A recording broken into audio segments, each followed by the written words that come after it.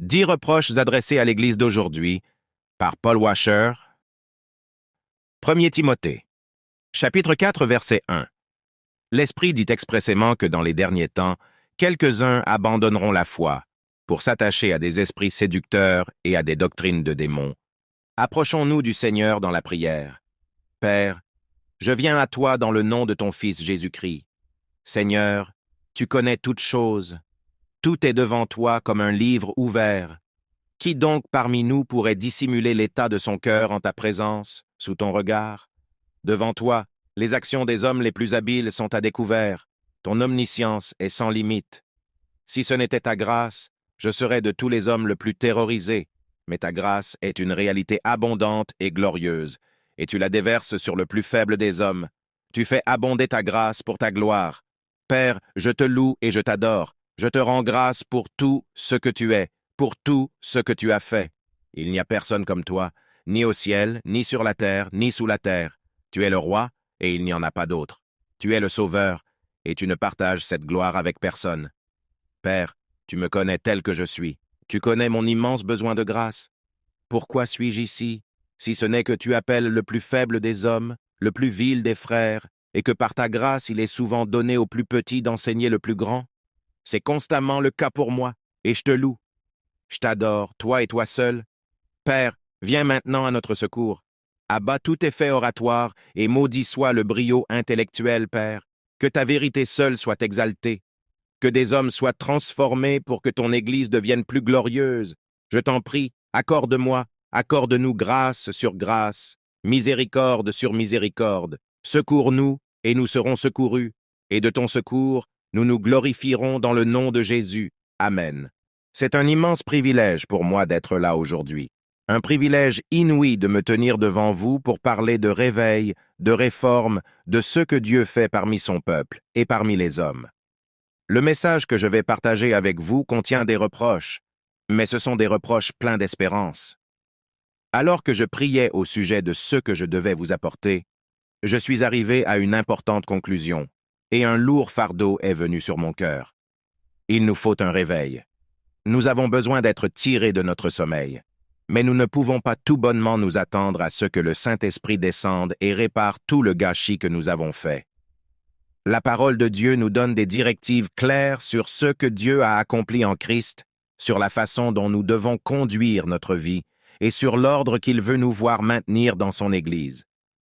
Il ne sert pas à grand-chose de demander des manifestations extraordinaires, alors que tout autour de nous, les principes bibliques sont violés.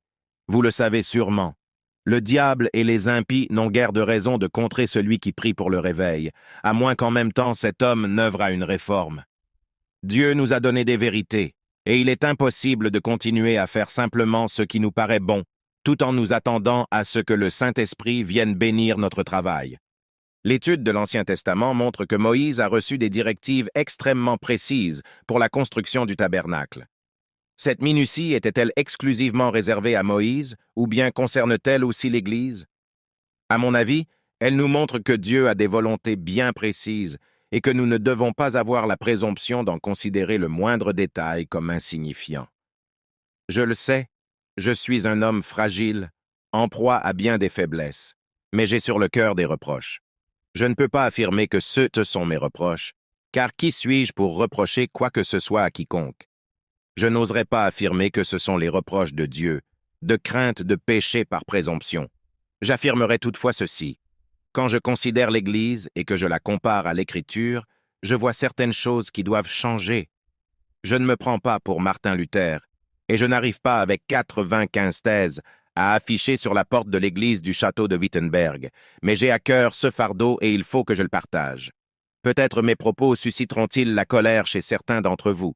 Permettez-moi néanmoins de vous avertir, peut-être aurez-vous des raisons de me taxer d'arrogance, peut-être n'aimerez-vous pas ma façon de parler. Oui, il m'est souvent arrivé d'être arrogant, et plus d'une fois j'ai proclamé des vérités de façon critiquable.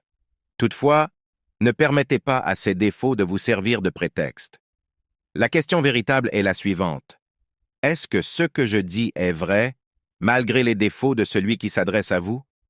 D'autres parmi vous se réjouiront de mes propos, auront envie de crier « Amen » et de bomber le torse.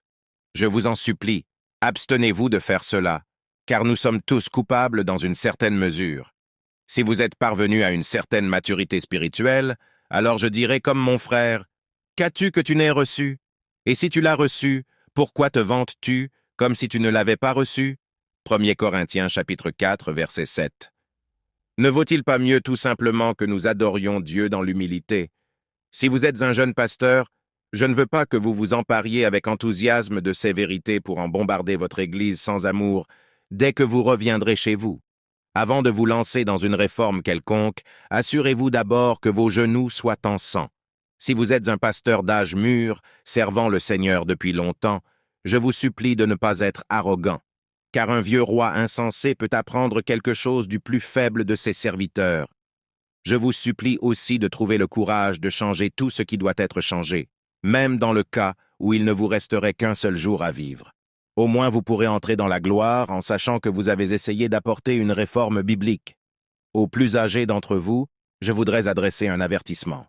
Je vous en prie, écoutez-moi avec attention. Je sais de quelle manière 1 Timothée chapitre 5 m'ordonne de m'adresser à vous, et c'est bien ainsi que je vous parle.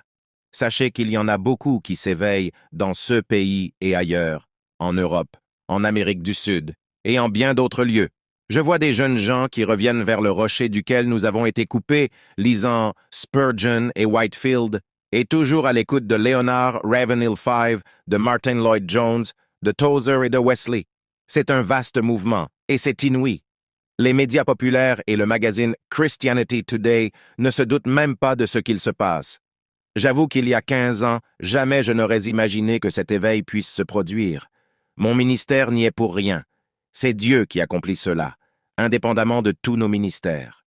C'est le cas en Hollande, où 1000 jeunes hommes déclarent « Il faut que cela change ». Et pendant une nuit entière, ils crient à Dieu pour qu'il manifeste sa puissance et la vérité des Écritures. Cela se passe en Amérique du Sud, où ils reconnaissent qu'en matière d'évangélisation, ils ont grandement subi l'influence de la psychologie et de toutes sortes de techniques superficielles d'origine américaine. À présent, dans les larmes et dans le brisement, ils se remettent à évangéliser leurs églises. Je pourrais vous parler des milieux urbains aux États-Unis. Parfois, j'y suis resté jusqu'à 2 ou 3 heures du matin à parler de théologie avec des jeunes Afro-Américains que Dieu va faire lever et qui prêcheront plus que personne ne peut imaginer. Un éveil est en train de se produire. C'est avec tendresse que je voudrais ajouter ceci. La plupart de ceux qui ont dépassé la quarantaine ne savent strictement rien de cet éveil. De nombreux jeunes gens retournent vers les grands enseignants des siècles précédents, vers les anciens sentiers, vers les vérités qui, plus d'une fois, ont apporté le réveil au monde. Ils sont en général très jeunes. Ils vont vers leurs responsables et s'exclament « Regardez donc ce que nous avons découvert. Voyez ce qu'il s'est passé au pays de Galles. Voyez ce qui s'est produit en Afrique Eleven. Voyez donc ceci et cela. » Et tel enseignement, il est absolument inouï. Pour l'instant, la plupart de leurs aînés se détournent d'eux ou disent « Cela ne diffère en rien de ce que je prêche depuis 25 ans. » En réalité, cela diffère du tout au tout de ce que ces hommes prêchent depuis 25 ans. Nous devons donc être extrêmement attentifs et comprendre que Dieu accomplit là une grande œuvre, et celui qui a commencé en vous cette bonne œuvre la rendra parfaite pour le jour de Jésus-Christ. Philippiens chapitre 1, verset 6. Beaucoup croient qu'ils vont amener un réveil à force de prier. D'autres affirment « Le réveil viendra, que vous priiez ou non ». Je ne suis d'accord ni avec les uns, ni avec les autres, parce que je sais que quand des hommes, des femmes et des jeunes de par le monde prient pour un réveil, on est déjà en présence des prémices du réveil. Je peux compter sur celui qui accorde les prémices pour qu'il accorde aussi toute la moisson. Maintenant, je voudrais présenter 10 reproches portant sur CE qui, à mon avis, doit changer dans l'Église aujourd'hui. 10 reproches adressés à l'Église d'aujourd'hui. Numéro 1. Le rejet de la suffisance des Écritures. 2 Timothée, chapitre 3, versets 15 à 17. Depuis ton enfance, tu connais les écrits sacrés. Ils peuvent te donner la sagesse en vue du salut par la foi en Christ Jésus. Toute l'Écriture est inspirée de Dieu et utile pour enseigner, pour convaincre, pour redresser, pour éduquer dans la justice, afin que l'homme de Dieu soit adapté et préparé à toute œuvre bonne. Voici le premier point. Sur le plan de la mise en pratique, il y a un refus de tenir l'Écriture pour suffisante. Au cours de ces dernières décennies, de gros combats se sont livrés autour de l'inspiration de l'Écriture. Certains parmi vous n'avaient pas pris part à cette bataille, mais beaucoup de membres des dénominations plus libérales ont été témoins de ce combat pour la Bible. Il y a un problème. Une fois que l'ensemble du peuple est parvenu à la conviction que la Bible est inspirée, on n'a livré que la moitié de la bataille. La question n'est pas seulement « la Bible est-elle inspirée, c'est-à-dire exempte d'erreurs ?» Il se pose une deuxième question capitale qui est « la Bible est-elle suffisante ?»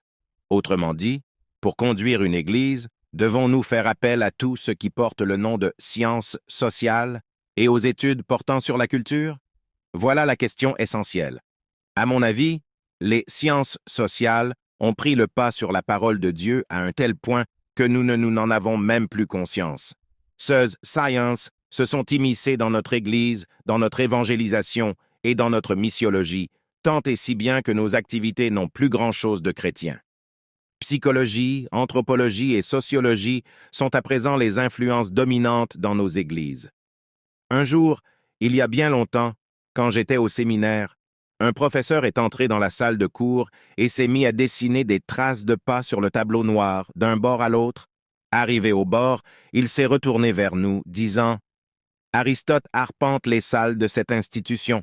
Prenez bien garde, parce que l'écho de ses pas est plus fort que celui des pas de l'apôtre Paul et de ses compagnons inspirés, plus fort que l'écho des pas du Seigneur Jésus lui-même. Nous en sommes arrivés à croire qu'un homme de Dieu n'est capable de s'occuper, dans la vie de l'Église, que de certains domaines très restreints. Quand se présente une vraie difficulté, nous croyons devoir recourir aux experts en sciences sociales. Il y a là un mensonge colossal. La Bible déclare que les Écritures nous ont été données pour que l'homme de Dieu soit adapté à toute œuvre bonne. 2 Timothée, chapitre 3, verset 17. Qu'y a-t-il de commun entre Jérusalem et Rome? Qu'avons-nous de commun avec toutes ces sciences sociales qui ont été créées? C'est un fait bien établi pour contester la parole de Dieu. Pourquoi l'évangélisation, les missions et ce prétendu mouvement de croissance de l'Église portent-ils le label des anthropologues, des sociologues, des courtiers en bourse et de toutes les dernières modes culturelles? Toutes les activités de nos églises doivent être fondées sur la parole de Dieu. Toute activité missionnaire doit être fondée sur la parole de Dieu. Nos activités missionnaires, nos activités d'église et tout. Ce que nous faisons doit émaner du théologien et de l'exégète, de l'homme qui ouvre la Bible en posant une seule question. Ô Dieu, quelle est ta volonté? Nous ne devons en aucun cas envoyer de questionnaires à ceux qui sont dans la chair pour leur demander quelle sorte d'église ils souhaiteraient fréquenter. L'Église doit être ouverte aux chercheurs, mais en reconnaissant qu'un seul est chercheur, Dieu. Si vous voulez vous montrer favorable envers quelqu'un, répondre à la demande de quelqu'un, répondez donc à la demande du Dieu de gloire, même si par ailleurs tout le monde vous rejette. Nous ne sommes pas appelés à bâtir des empires. Notre vocation n'est pas la recherche du grandiose, elle est de glorifier Dieu. Si jamais vous voulez que l'Église soit autre chose qu'un peuple appartenant en propre à Dieu, alors vous voulez ce que Dieu ne veut pas. J'aimerais que vous écoutiez pendant quelques instants le chapitre 8 d'Ésaïe. Si l'on vous dit « Consultez ceux qui invoquent les esprits et les spirites, ceux qui chuchotent et murmurent ». Ce verset décrit parfaitement les gourous de la croissance de l'Église, car tous les 2 ou 3 ans, tous leurs principes directeurs changent, et pas seulement au sujet de l'homme et de la façon de traiter ses problèmes, mais aussi au sujet de l'Église et de la manière de la faire croître. Tous les 2 ou 3 ans, une nouvelle mode se présente sur la manière de rendre votre Église impressionnante aux yeux du monde. Tout récemment, un des plus célèbres experts en croissance de l'Église a avoué qu'il reconnaissait que toutes ces théories étaient complètement fausses. Mais au lieu d'encourager les gens à se tourner vers les Écritures, à genoux dans les larmes et dans le brisement, le voilà reparti en quête d'une nouvelle théorie. Ce homme ne déclare rien de clair, mais Ésaïe dit « Un peuple ne consultera-t-il pas son Dieu?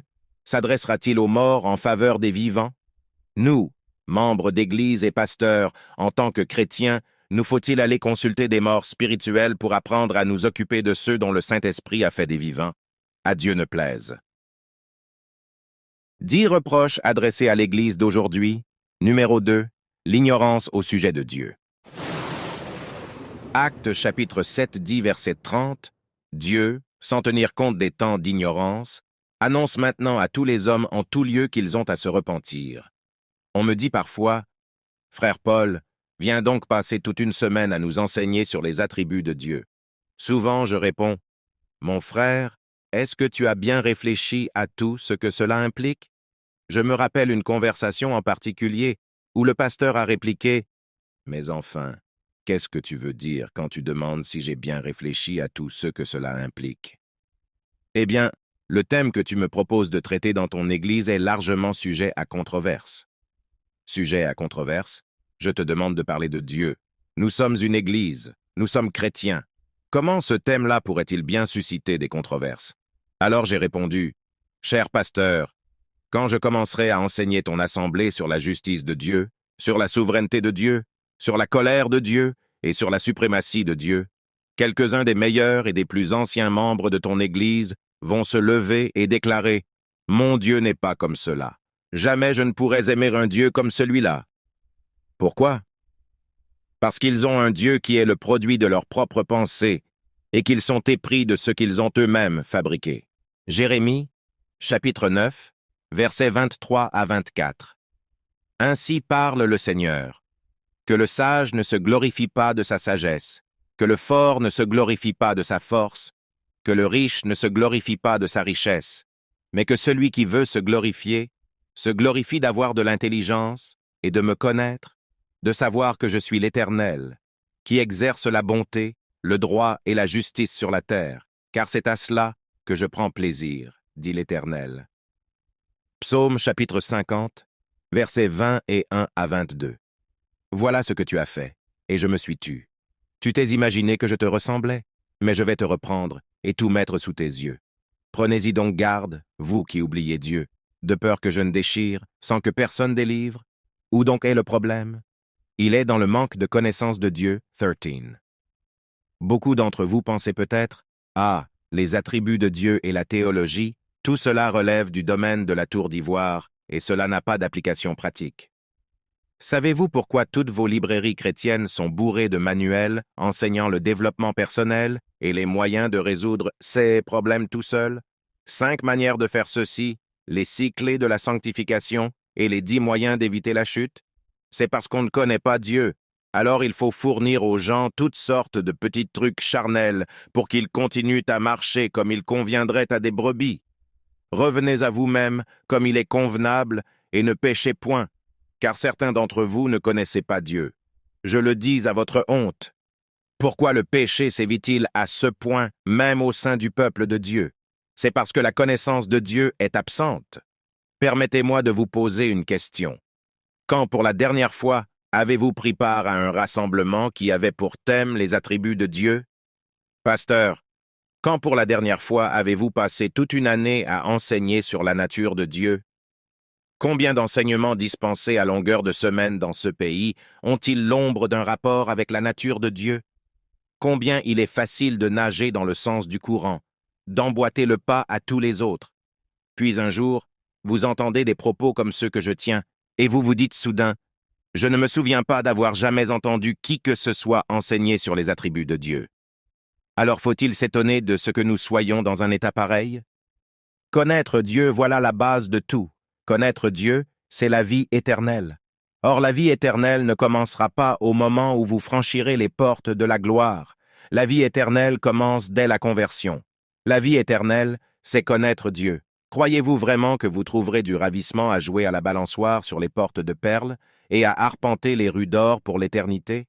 Il y a là quelqu'un dont la gloire est infinie, et au bout de multiples éternités, vous n'aurez toujours pas entouré de vos bras la base de sa montagne. Commencez donc dès maintenant. Il y a tant de choses que vous désirez savoir et faire, tant de livres que vous voulez lire. Prenez donc un livre sur Dieu, celui-ci, la Bible, et étudiez-le, afin de le connaître lui.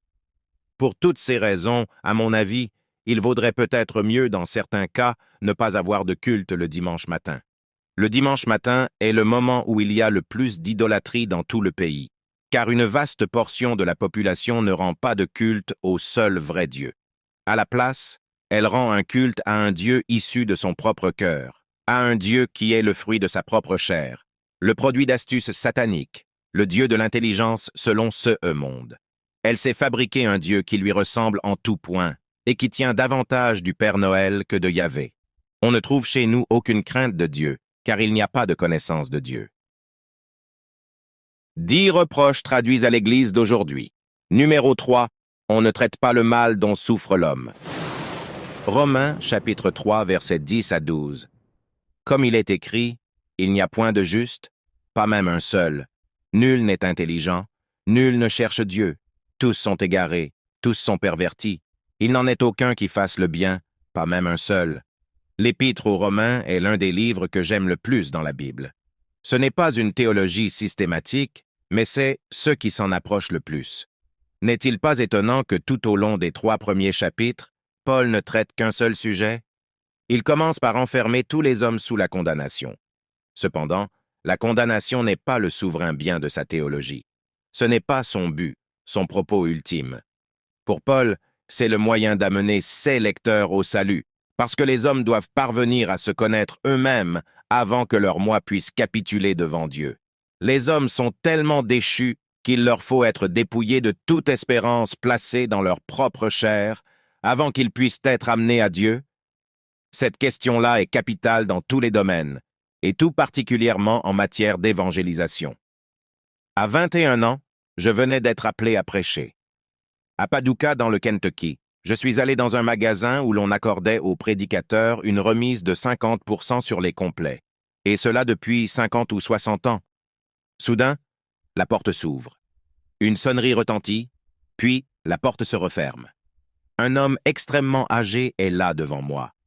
Je n'arrive pas à saisir son nom, mais il s'approche, me regarde et dit « Mon garçon, vous avez reçu un appel pour être prédicateur, n'est-ce pas ?» Je réponds « Oui, monsieur. » C'est un évangéliste très, très âgé. Il dit « Vous voyez ce bâtiment-là, dehors ?» Je dis « Oui, je le vois. » Il poursuit alors « Autrefois, j'y prêchais. L'Esprit de Dieu descendait et des âmes étaient sauvées. Je demande « S'il vous plaît, monsieur, dites-moi comment cela se passait. » Il répond « Cela ne ressemblait pas du tout à l'évangélisation actuelle. Nous prêchions pendant 2 ou 3 semaines. La prédication terminée, nous n'appelions personne à prendre une décision. Nous labourions simplement les cœurs sans discontinuer, jusqu'à ce que le Saint-Esprit se mette à les travailler, à les briser. Je demande « À quoi reconnaissiez-vous, monsieur, que le Saint-Esprit était présent pour briser les cœurs ?» Il répond « Je vous donne un exemple. Il y a bien des décennies, je suis entré dans ce magasin pour acheter un complet. Quelqu'un m'avait remis $30 en disant « Pasteur, allez donc vous acheter un complet demain. » Quand je suis arrivé dans le magasin, le jeune employé qui en avait la charge s'est retourné et m'a fixé. Tout en me regardant, il est tombé à terre en s'écriant « Qui donc peut sauver un méchant de mon espèce ?» Alors j'ai compris que l'Esprit de Dieu était descendu ici. De nos jours, nous nous contentons d'arriver, de parler aux gens. Nous posons 2 ou 3 questions pour voir où ils en sont. Puis nous leur demandons s'ils veulent répéter une prière après nous et demander à Jésus d'entrer dans leur cœur. Nous en faisons des fils de l'enfer 2 fois pires que nous, et ils ne seront plus jamais ouverts à l'Évangile à cause de ce pieux mensonge qui est sorti de nos bouches évangéliques. En traitant le péché aussi superficiellement, tout d'abord, nous nous opposons au Saint-Esprit. Quand il viendra, il convaincra le monde de péché. Il y a aujourd'hui des prédicateurs très populaires qui se soucient davantage de vous promettre le meilleur dès maintenant que de vous préparer à l'éternité. Ils se glorifient de ce que leurs prédications ne contiennent jamais d'allusion au péché. Je suis en mesure d'affirmer ceci. Le Saint-Esprit n'a aucune part dans leur ministère, car sinon, il s'opposerait à lui-même. Pourquoi? Si quelqu'un déclare que son ministère ne se soucie aucunement du péché de l'homme, en revanche, le Saint-Esprit, lui, s'en soucie. Une des principales actions du Saint-Esprit est justement de venir convaincre le monde de péché. Sachez-le donc bien, quand vous négligez de traiter la question de l'être humain et de sa nature dépravée, le Saint-Esprit est loin de vous. Nous sommes des tricheurs, des trompeurs, quand nous traitons superficiellement le mal dont souffrent les hommes, à la manière des bergers du temps de Jérémie. Ils pensent à la légère la plaie de la fille de mon peuple. Paix, paix, disent-ils, et il n'y a point de paix. Nous ne sommes pas seulement des tricheurs, nous sommes immoraux. Nous ressemblons à un médecin qui renie le serment d'Hippocrate parce qu'il ne veut annoncer de mauvaises nouvelles à personne, de peur que son patient ne se fâche contre lui ou ne soit attristé. Alors ce médecin refuse de communiquer la nouvelle indispensable qui sauverait la vie du patient. Certains prédicateurs actuels me disent « Mais non, Paul, tu ne comprends pas. Nous ne ressemblons pas aux contemporains de John et Charles Wesley. Notre culture n'est pas comme celle que connaissaient Whitefield et Edwards. Nous n'avons pas leur robustesse. Nous sommes brisés. Nous n'avons pas l'estime de soi qui était la leur. Nous sommes trop faibles pour supporter d'entendre une pareille prédication. Écoutez-moi, je vous prie. Avez-vous jamais étudié les biographies de ces hommes-là? Leur culture non plus ne pouvait pas supporter leur prédication. Personne n'a jamais été capable de supporter la prédication de l'Évangile. Ou bien on s'y opposera avec une férocité toute animale, ou bien on se convertira. Notre monde est infesté d'un mal écœurant, la quête de l'estime de soi. Or, notre problème numéro 1, c'est que nous estimons notre moi plus que nous n'estimons Dieu. En refusant d'approfondir la question du péché, nous sommes aussi des voleurs. Oui, des voleurs. Où donc sont passées toutes les étoiles ce matin? Quelques géants cosmiques seraient-ils venus avec un panier pour les cueillir toutes et les emporter ailleurs? Où sont-elles passées, toutes ces étoiles? Elles sont toujours là, mais on ne les voit plus. Ce soir, le ciel s'assombrira, puis la nuit noire descendra. Alors les étoiles deviendront visibles dans toute leur gloire. Si vous refusez d'enseigner sur la dépravation radicale de l'homme, il devient impossible de glorifier Dieu, son Christ, et l'œuvre de la croix, parce que la croix de Jésus-Christ et sa gloire ne sont exaltées que lorsqu'on les présente sur la toile de fond de notre dépravation. Elle a beaucoup aimé, parce qu'il lui a été beaucoup pardonné. Cette femme savait tout ce que Christ lui avait pardonné, car elle savait combien elle était perverse. Nous avons peur de dire aux hommes à quel point ils sont mauvais, et voilà pourquoi ils ne pourront jamais aimer Dieu. Nous leur volons la possibilité de cesser de se glorifier eux-mêmes, la possibilité d'obéir à l'injonction. Celui qui se glorifie, qu'il se glorifie dans le Seigneur. 1 Corinthiens chapitre 1, verset 31. 10 reproches adressés à l'Église d'aujourd'hui. Numéro 4. Notre ignorance de l'Évangile de Jésus-Christ. Romains chapitre 5, versets 8 à 9. Mais voici comment Dieu prouve son amour envers nous. Alors que nous étions encore des pécheurs, Christ est mort pour nous. Puisque nous sommes maintenant considérés comme justes à cause de son sang, nous serons à bien plus forte raison sauvés par lui de la colère de Dieu. Je soutiens que ce pays n'est pas endurci contre l'Évangile. Non, il ignore ce qu'est l'Évangile, parce que la plupart des prédicateurs l'ignorent eux-mêmes. Permettez-moi de dire cela autrement. Le mal dont souffre notre pays n'est ni le libéralisme politique, ni le socialisme qui s'y est enraciné, ni Hollywood, ni quoi que ce soit de ce genre. Ce mal, c'est le pasteur prétendument évangélique, le prédicateur, l'évangéliste d'aujourd'hui. Là se trouve le mal. Nous ne savons pas ce qu'est l'Évangile. Nous nous sommes emparés du glorieux Évangile de notre Dieu 3 fois saint, et nous l'avons réduit à 4 lois spirituelles, à 5 choses que Dieu veut que vous sachiez, le tout se terminant par une petite prière superstitieuse. Si quelqu'un répète cette prière après nous avec assez de sincérité, alors avec un aplomb auquel le pape n'aurait rien à envier, nous lui annonçons qu'il est né de nouveau. Nous avons remplacé la régénération par le décisionnisme. Tout d'abord, quand je parle de cette question, je suis stupéfait de voir des chrétiens sérieux qui marchent dans la foi depuis 30 ou 40 ans et qui viennent me dire en pleurant « Frère Paul, c'est la première fois de ma vie que j'entends dire cela. » Pourtant, il n'est question là que des doctrines historiques de la rédemption et de la propitiation. Tâchons de cerner le problème avec netteté. L'évangélisation commence par l'annonce de la nature de Dieu. On traite ensuite de la nature de l'homme et de sa condition déchue. Ces 2 grands piliers de l'Évangile nous permettent alors de poser ce que tout chrétien devrait appeler le grand dilemme. Quel est donc ce dilemme? Le plus grand problème posé dans toute l'Écriture peut se formuler ainsi. Si Dieu est parfaitement juste, alors il ne peut pas vous pardonner votre péché. Alors comment Dieu peut-il être juste tout en déclarant juste des impies, alors que toute l'Écriture proclame « Celui qui absout le coupable et celui qui condamne le juste font tous deux horreur à l'Éternel. Proverbes chapitre 17, verset 15. Je prends ce verset des Proverbes pour principal exemple. Pourtant, tous nos chants chrétiens glorifient l'acquittement du coupable par le Seigneur. Là est la question centrale, celle que Martin Lloyd-Jones et Spurgeon appelaient l'acropole de la foi chrétienne. Tout homme qui a lu Romains chapitre 3 en dira autant. Voyez-vous, il faut faire comprendre ce problème à tous. Le grand dilemme, c'est que Dieu est absolument juste et tout homme est radicalement impie. Pour être juste, Dieu se doit de le condamner. Alors, pour sa propre gloire, et manifestant envers nous un immense amour, Dieu a envoyé son Fils qui a marché sur la terre en homme parfait. Ensuite, conformément au projet éternel de Dieu, le Fils a marché vers ce bois sur le calvaire.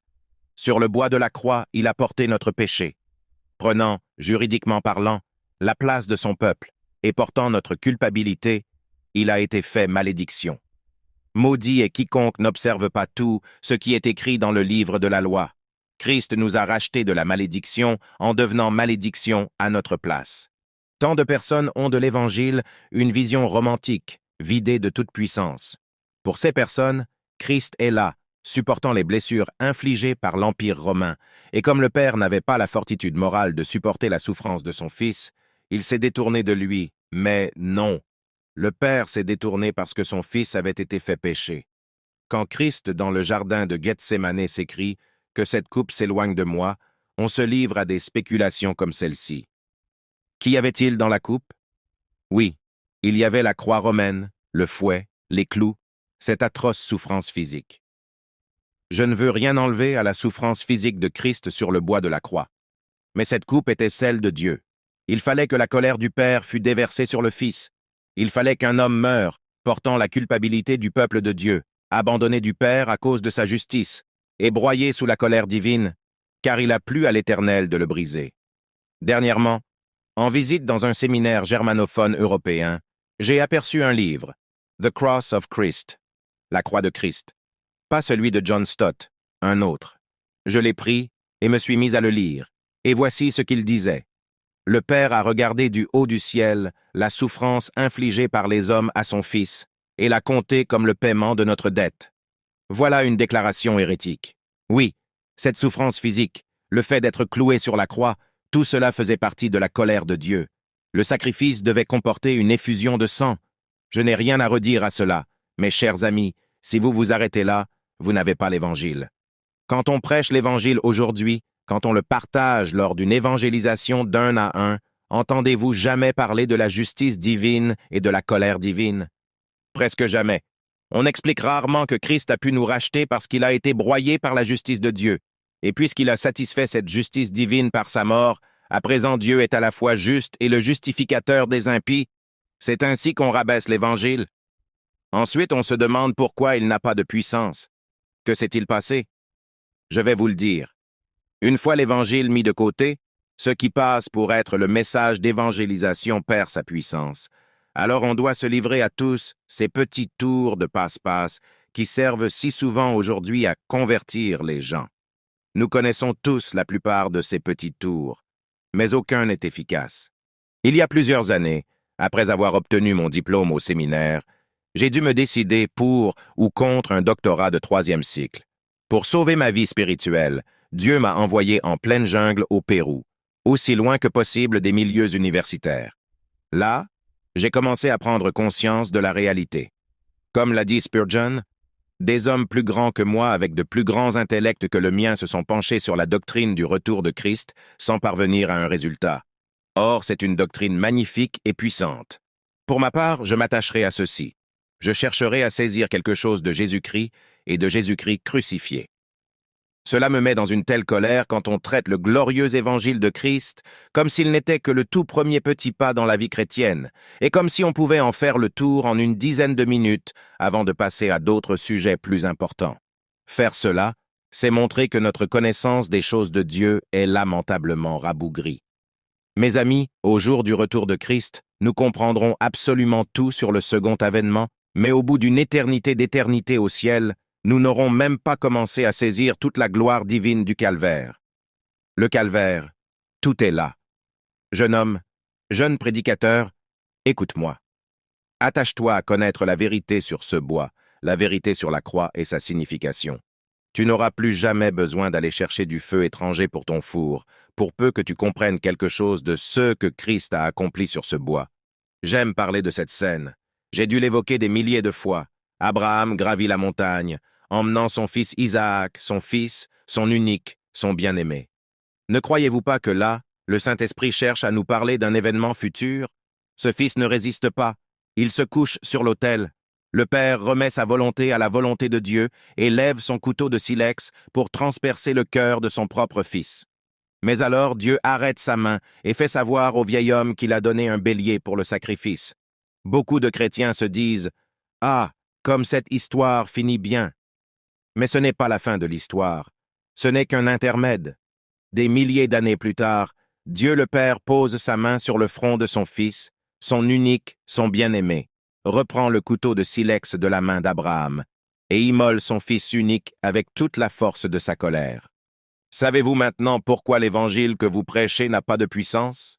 Parce que ce n'est pas l'évangile. Allez vers l'évangile, passez votre vie à genoux.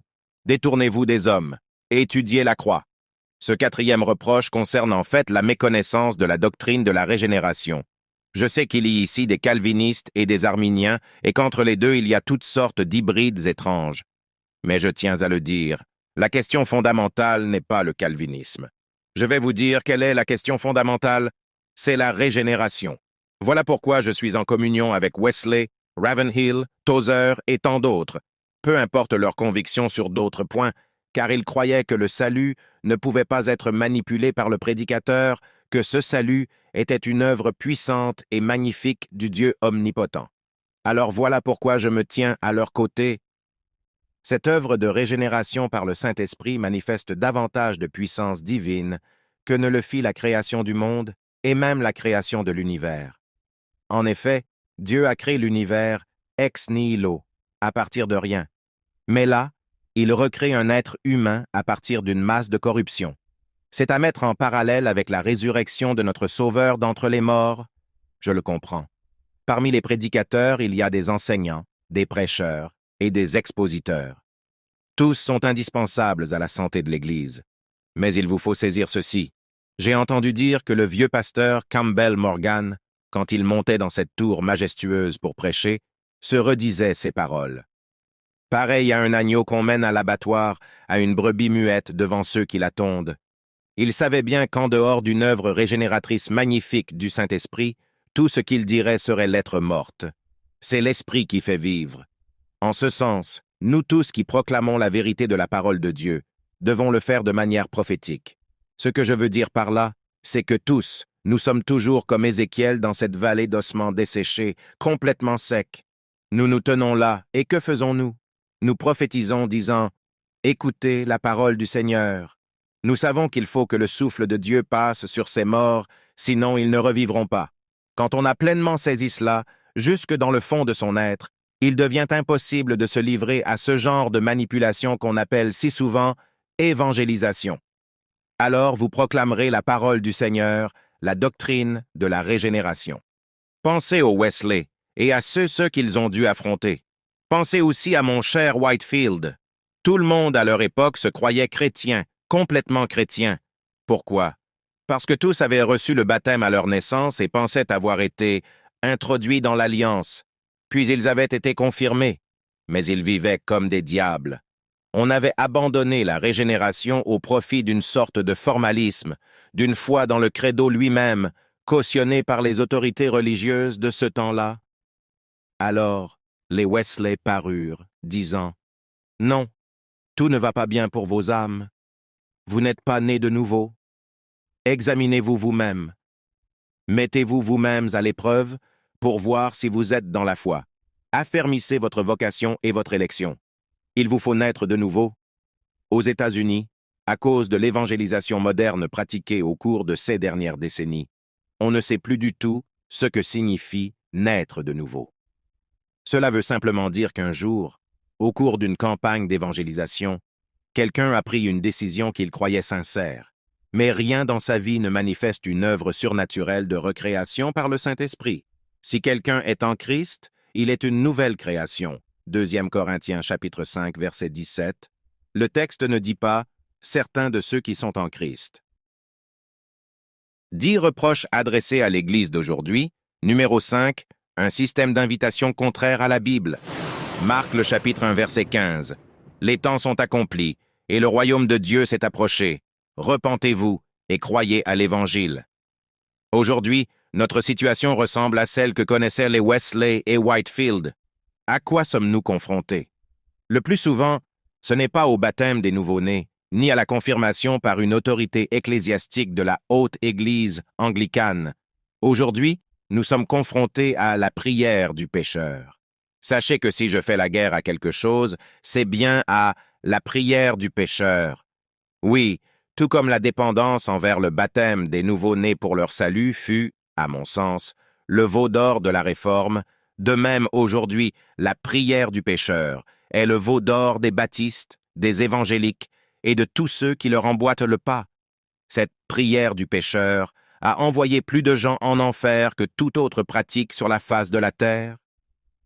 Vous répondrez, « Mais comment peux-tu dire une chose pareille ?» Alors je vous dirai, ouvrons les Écritures ensemble et montrez-moi, je vous en supplie, où se trouve la prière du pécheur.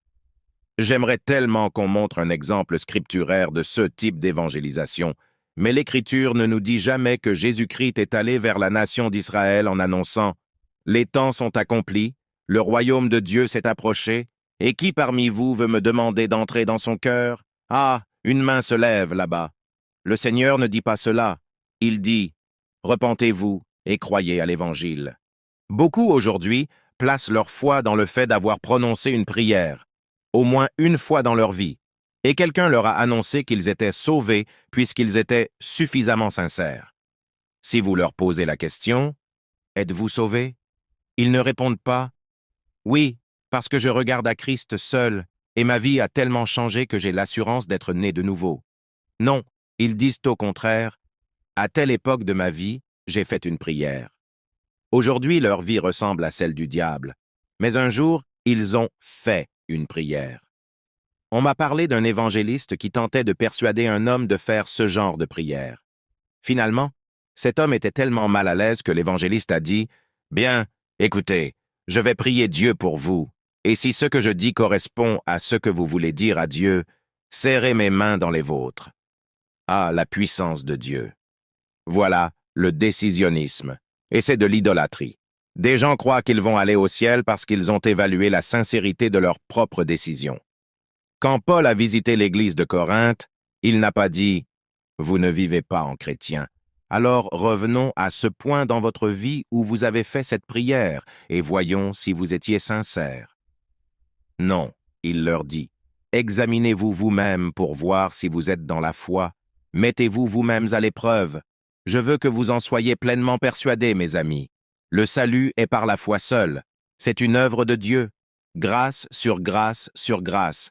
Mais la preuve de la conversion ne se trouve pas dans une évaluation de notre sincérité au moment de la conversion. Elle se trouve dans le fruit que notre vie porte constamment. Mes chers amis, voyez ce que nous avons fait. Est-ce qu'on ne reconnaît pas un arbre à son fruit? Aujourd'hui, 60 à 70% des Américains se croient convertis, nés de nouveau. Mais combien de bébés tuons-nous chaque jour? Et dans le monde entier, on nous déteste à cause de notre immoralité. Et nous nous croyons chrétiens. Je dis carrément que ce sont les prédicateurs qui sont à blâmer pour cela. Je le vois partout. Calvinistes et arminiens ont souvent beaucoup en commun, à savoir cette même invitation superficielle. Ils parlent de quantité de sujets, puis en arrivent à l'invitation, et là, apparemment, presque tout le monde perd la capacité de réfléchir. Approchez-vous de quelqu'un et dites « Monsieur, Dieu vous aime, et il a un plan merveilleux pour votre vie. » Que dites-vous là? Dieu m'aime? Eh bien, c'est super, parce que moi aussi, je m'aime. Et Dieu a un plan merveilleux pour ma vie? Moi aussi, j'ai un plan merveilleux pour ma vie. En acceptant Dieu dans ma vie, j'aurai tout ce qu'il y a de meilleur dès maintenant. C'est absolument fantastique. Ce n'est pas là une évangélisation biblique. Permettez-moi de mettre autre chose à la place. Dieu s'approche de Moïse, passe devant lui et dit « L'Éternel est un Dieu de grâce et de compassion, lent à la colère, riche en bonté et en vérité. Il garde son amour jusqu'à 1000 générations, il pardonne la faute, la révolte et le péché, mais il ne traite pas le coupable en innocent, et il punit la faute des pères sur les enfants et les petits-enfants jusqu'à la 3e et à la 4e génération. Comment Moïse réagit-il à ces paroles? Aussitôt Moïse s'inclina jusqu'à terre et adora. Troisièmement, aujourd'hui on entend demander « Voulez-vous aller au ciel ?» Voilà pourquoi je ne laisserai pas mes enfants fréquenter 98% des écoles du dimanche et des écoles bibliques de vacances évangéliques, parce qu'une personne bien intentionnée se lève après avoir montré le film sur Jésus et dit « Est-ce que Jésus n'est pas merveilleux ?» « Oh si !» répondent les enfants. « Combien parmi vous aimez Jésus, mes enfants ?» Ils répondent « Oh moi !» « Et qui parmi vous veut accepter Jésus dans son petit cœur ?»« Oh moi, moi !» Alors on les baptise. Peut-être se conduiront-ils comme des chrétiens pendant quelque temps parce qu'ils ont été bien enseignés. Ils baignent dans une culture chrétienne en quelque sorte, ou au moins dans une culture ecclésiale. Mais quand ils atteignent 15 ou 16 ans et que leur volonté se fortifie, ils se mettent à briser leurs liens. Ils commencent à marcher selon le mal. Alors nous leur courons après en disant « Arrêtez donc de rétrograder !» Non, il faut aller vers eux et leur parler de manière biblique. Vous avez confessé votre foi en Christ. Vous avez même professé Christ à votre baptême, mais à présent vous paraissez vous être détourné de lui. Examinez-vous vous-même, éprouvez-vous vous-même, parce que vous ne manifestez pas les signes d'une conversion réelle. Puis quand ils ont terminé leurs études, à 24 ou 25 ans, ou peut-être à 30 ans, ils reviennent à l'Église et consacrent à nouveau leur vie. Ils s'alignent parfaitement sur cette moralité pseudo-chrétienne caractéristique de la culture religieuse du pays. Et au dernier jour, ils s'entendront dire « Éloignez-vous de moi, vous qui commettez l'iniquité, je ne vous ai jamais connu. » Vous direz « Frère Paul, tu es tellement en colère. N'ai-je pas le droit d'être en colère? Ne faut-il pas que quelqu'un élève la voix pour appeler au réveil? Cependant, les fondements ne sont même pas en place. Ah, que vienne le réveil! Et que les fondements soient posés, tant que nos yeux voient et que nos oreilles entendent, et que nous avons la Bible ouverte devant nous, ne devrions-nous pas corriger ce travers qu'est le système des invitations évangéliques? Pourquoi demander aux gens « Voulez-vous aller au ciel ?» Mes amis, tout le monde veut aller au ciel. C'est simplement qu'ils ne veulent pas que Dieu y soit quand ils s'y trouveront. La question n'est pas « Voulez-vous aller au ciel ?» mais « Voulez-vous Dieu ?» Avez-vous cessé de haïr Dieu? Christ est-il devenu précieux pour vous? Le désirez-vous? Souvent, pour pousser une personne à faire cette prière du pécheur, on lui demande « Voulez-vous aller au ciel ?» Eh bien oui, répond-elle. Alors voulez-vous prier pour demander à Jésus d'entrer dans votre cœur? Chers amis, je reconnais que certains sont sauvés avec cette méthode. Cependant, ils ne sont pas sauvés à cause d'elle, mais malgré elle. Nous devons au contraire parler comme ceci. « Monsieur, est-ce que vous désirez Christ? Voyez-vous votre péché? » « Oh oui, je le vois. » Alors lisons ces quelques versets. Ils nous montrent comment se manifeste la repentance quand l'Esprit témoigne que c'est bien ce que vous êtes en train de vivre. Y a-t-il en vous du brisement? Voyez-vous se désintégrer toute votre ancienne façon de penser? Et est-ce qu'à présent votre esprit est rempli de pensées nouvelles concernant Dieu, de désirs nouveaux, d'une espérance nouvelle? Oui, c'est bien ce que je vois. Monsieur, il peut s'agir là des premiers fruits de la repentance. À présent, jetez-vous dans les bras de Christ. Confiez-vous en lui. Confiez-vous en lui seul. Écoutez-moi. Vous avez l'autorité pour annoncer l'Évangile. Vous avez l'autorité pour annoncer aux hommes comment ils peuvent être sauvés et pour leur enseigner les principes de l'assurance selon la Bible. Vous n'avez aucune autorité pour leur dire qu'ils sont effectivement sauvés. Cela, c'est l'œuvre du Saint-Esprit de Dieu.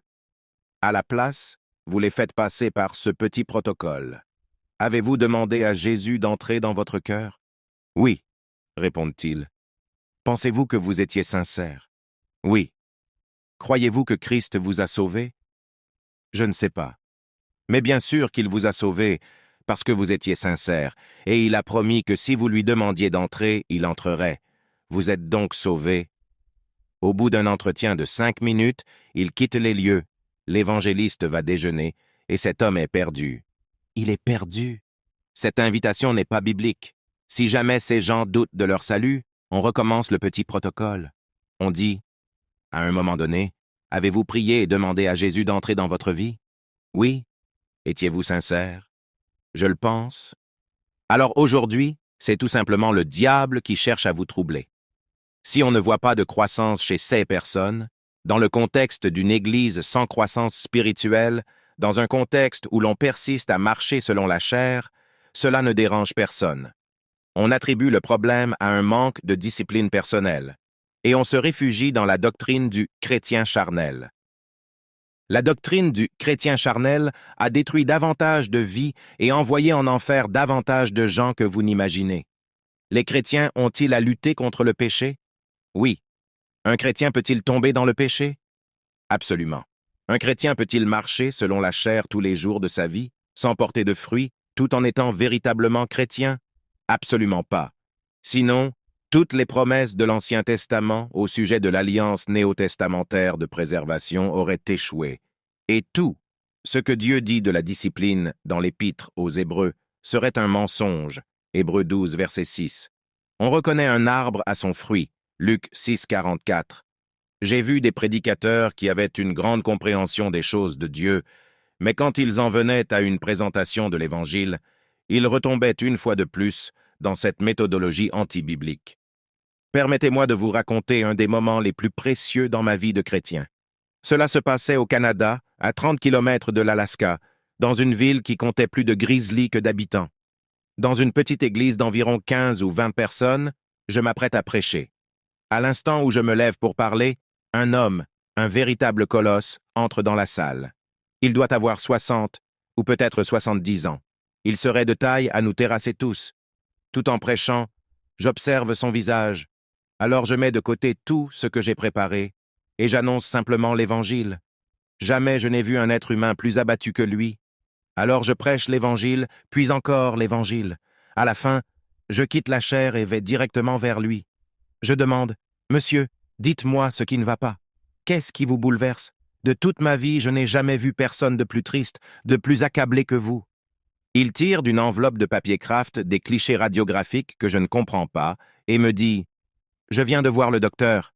Je vais mourir dans 3 semaines. » Voilà ce qu'il me dit. Toute ma vie, je me suis occupé du bétail sur un ranch. On n'y accède que par hydravion ou bien à cheval par les montagnes. Il poursuit. Je ne suis jamais allé à l'église. Je n'ai jamais lu la Bible. Je crois que Dieu existe. Et une fois j'ai entendu parler d'un type appelé Jésus. Puis il ajoute. De toute ma vie, je n'ai jamais eu peur de rien. Et maintenant je suis terrorisé. Je pose la question. Monsieur, avez-vous compris mon message sur l'Évangile? Oui, répond-il. Qu'auraient fait, dans ce cas, la plupart des prédicateurs? Ils auraient demandé, « Eh bien, aimeriez-vous demander à Jésus d'entrer dans votre cœur? » Voilà ce qu'ils auraient demandé. Je dis, « Monsieur, est-ce que vous comprenez bien le message? » Oui, je le comprends, rétorque-t-il. Mais est-ce que ça suffit? Un enfant aurait pu le comprendre. Est-ce que ça suffit de comprendre, de prier? Ou bien... Je réponds, « Monsieur, vous allez mourir dans 3 semaines, et je dois repartir demain. Mais je vais annuler mon billet d'avion, et vous et moi resterons ici à lire les Écritures, à lutter, à crier à Dieu, jusqu'à ce que vous soyez convertis, ou bien jusqu'à ce que vous mouriez et alliez en enfer. » Alors nous commençons. Je commence par l'Ancien Testament. Je lis chaque verset contenant des promesses de Dieu au sujet de la rédemption et du salut. Nous les lisons et les relisons, encore et encore. Nous lisons Gen 3.16, puis nous prions et crions à Dieu. Je pose à cet homme des questions sur la rédemption et le salut. Je l'interroge au sujet de la repentance, de la foi, de l'assurance, œuvrant pour que Christ soit formé en lui. Le soir venu, je suis complètement épuisé, et il n'y a eu aucune percée. Rien. Alors je dis, « Prions ensemble, monsieur. » Puis, relisez Jean 3,16. Il réplique, « On l'a déjà lu 1 million de fois. » Je réponds, « Je sais, mais c'est une des plus grandes promesses de salut. Relisez ce verset. Jamais je n'oublierai ce qu'il s'est passé alors. » Ma Bible reposait sur ses genoux entre ses grosses mains de montagnard. Il dit, « D'accord, car Dieu a tant aimé le monde qu'il a donné. Je suis sauvé, je suis sauvé. » Frère Paul, tous mes péchés sont partis. J'ai la vie éternelle, je suis sauvé. Je demande, « À quoi le reconnaissez-vous » Il répond, « N'aviez-vous encore jamais lu ce verset ?» Que se passait-il donc? L'Esprit de Dieu était à l'œuvre sans aucun petit tour de passe-passe. Et alors, vous voulez aller manger? Mais enfin, croyez-vous que la prédication soit un spectacle après lequel on rentre à l'hôtel? En réalité, c'est après la prédication que le travail commence. Ce sont des âmes qui sont en cause. Dans nos réunions, certains viennent demander des entretiens. Ils voient des personnes auxquelles on ne devrait pas confier d'entretien. Au bout de 5 minutes, on leur demande de prononcer la prière du pécheur et on leur fait signer une carte. Alors vite, on remet la carte au pasteur qui dit alors « Je veux vous présenter un nouvel enfant de Dieu. Accueillez-le dans la famille de Dieu. » Mais comment osez-vous faire une chose pareille? Si vous tenez à présenter la personne, dites ceci, « Ce soir, cet homme a confessé sa foi en Jésus-Christ. Comme nous craignons Dieu et que nous aimons les âmes, nous allons l'accompagner pour nous assurer que Christ a vraiment été formé en lui, qu'il a réellement une compréhension biblique de la repentance et de la foi, avec une grande assurance et la joie dans le Saint-Esprit. Voilà ce que nous nous proposons de faire. Considérez donc ce que nous avons fait du christianisme moderne. Je vous en supplie, considérez ce que nous faisons. Nous ne parlons pas de quelques sectes bizarres, c'est de nous qu'il s'agit. Je vous en supplie, je vous en prie, arrêtons. 10 reproches traduits à l'Église d'aujourd'hui. Numéro 6. L'ignorance quant à la nature de l'Église. 1er Timothée. Chapitre 3, verset 15. Tu sauras ainsi comment il faut se comporter dans la maison de Dieu qui est l'Église du Dieu vivant, pilier et soutien de la vérité. Dieu a une seule institution religieuse, l'Église. Le but ultime et l'aboutissement ultime d'un réveil en ce monde sera l'implantation d'églises bibliques. Je crains vraiment qu'aujourd'hui on ne méprise l'Église locale. Si vous dites que vous êtes prédicateur itinérant et que vous servez Dieu dans le monde entier, tout le monde s'inclinera devant vous. Si vous dites que vous êtes le pasteur d'une assemblée de 30 membres, on vous fera asseoir au tout dernier rang pendant une conférence. Or, Jésus-Christ n'est pas le prince des prédicateurs itinérants, mais le prince des pasteurs. Il y a quelques années, Bill Clinton a lancé le slogan « Le problème, c'est l'économie, gros bêta ». Mon pasteur, Jeff Noblitt, un des anciens de notre Église et principal prédicateur et enseignant, m'a dit un jour « Je voudrais commander des t-shirts. » Ah, et qu'est-ce que tu veux y inscrire? Le problème, c'est l'Église, gros bêta. Jésus a donné sa vie pour l'Église, pour une Église magnifique, pure et vierge. Si vous voulez donner votre vie pour le ministère, donnez-la à l'Église, à une assemblée de chrétiens, à une congrégation locale. L'Église, c'est là que tout se passe. S'il vous plaît, écoutez-moi bien maintenant. Il ne faut pas parler d'un reste de vrais chrétiens. Nous connaissons tous la théologie du reste. Tout au long de l'histoire d'Israël, il y a eu un Israël de Dieu, un reste de vrais croyants. Cependant, il n'y a pas de reste de chrétiens, c'est-à-dire de petits groupes de chrétiens au sein d'un groupe plus large qui serait l'Église. C'est l'Église qui est le reste. Si jamais des pasteurs ont frôlé le blasphème, c'est bien dans ce domaine. Des théologiens, des enseignants itinérants, des pasteurs tiennent ce genre de propos.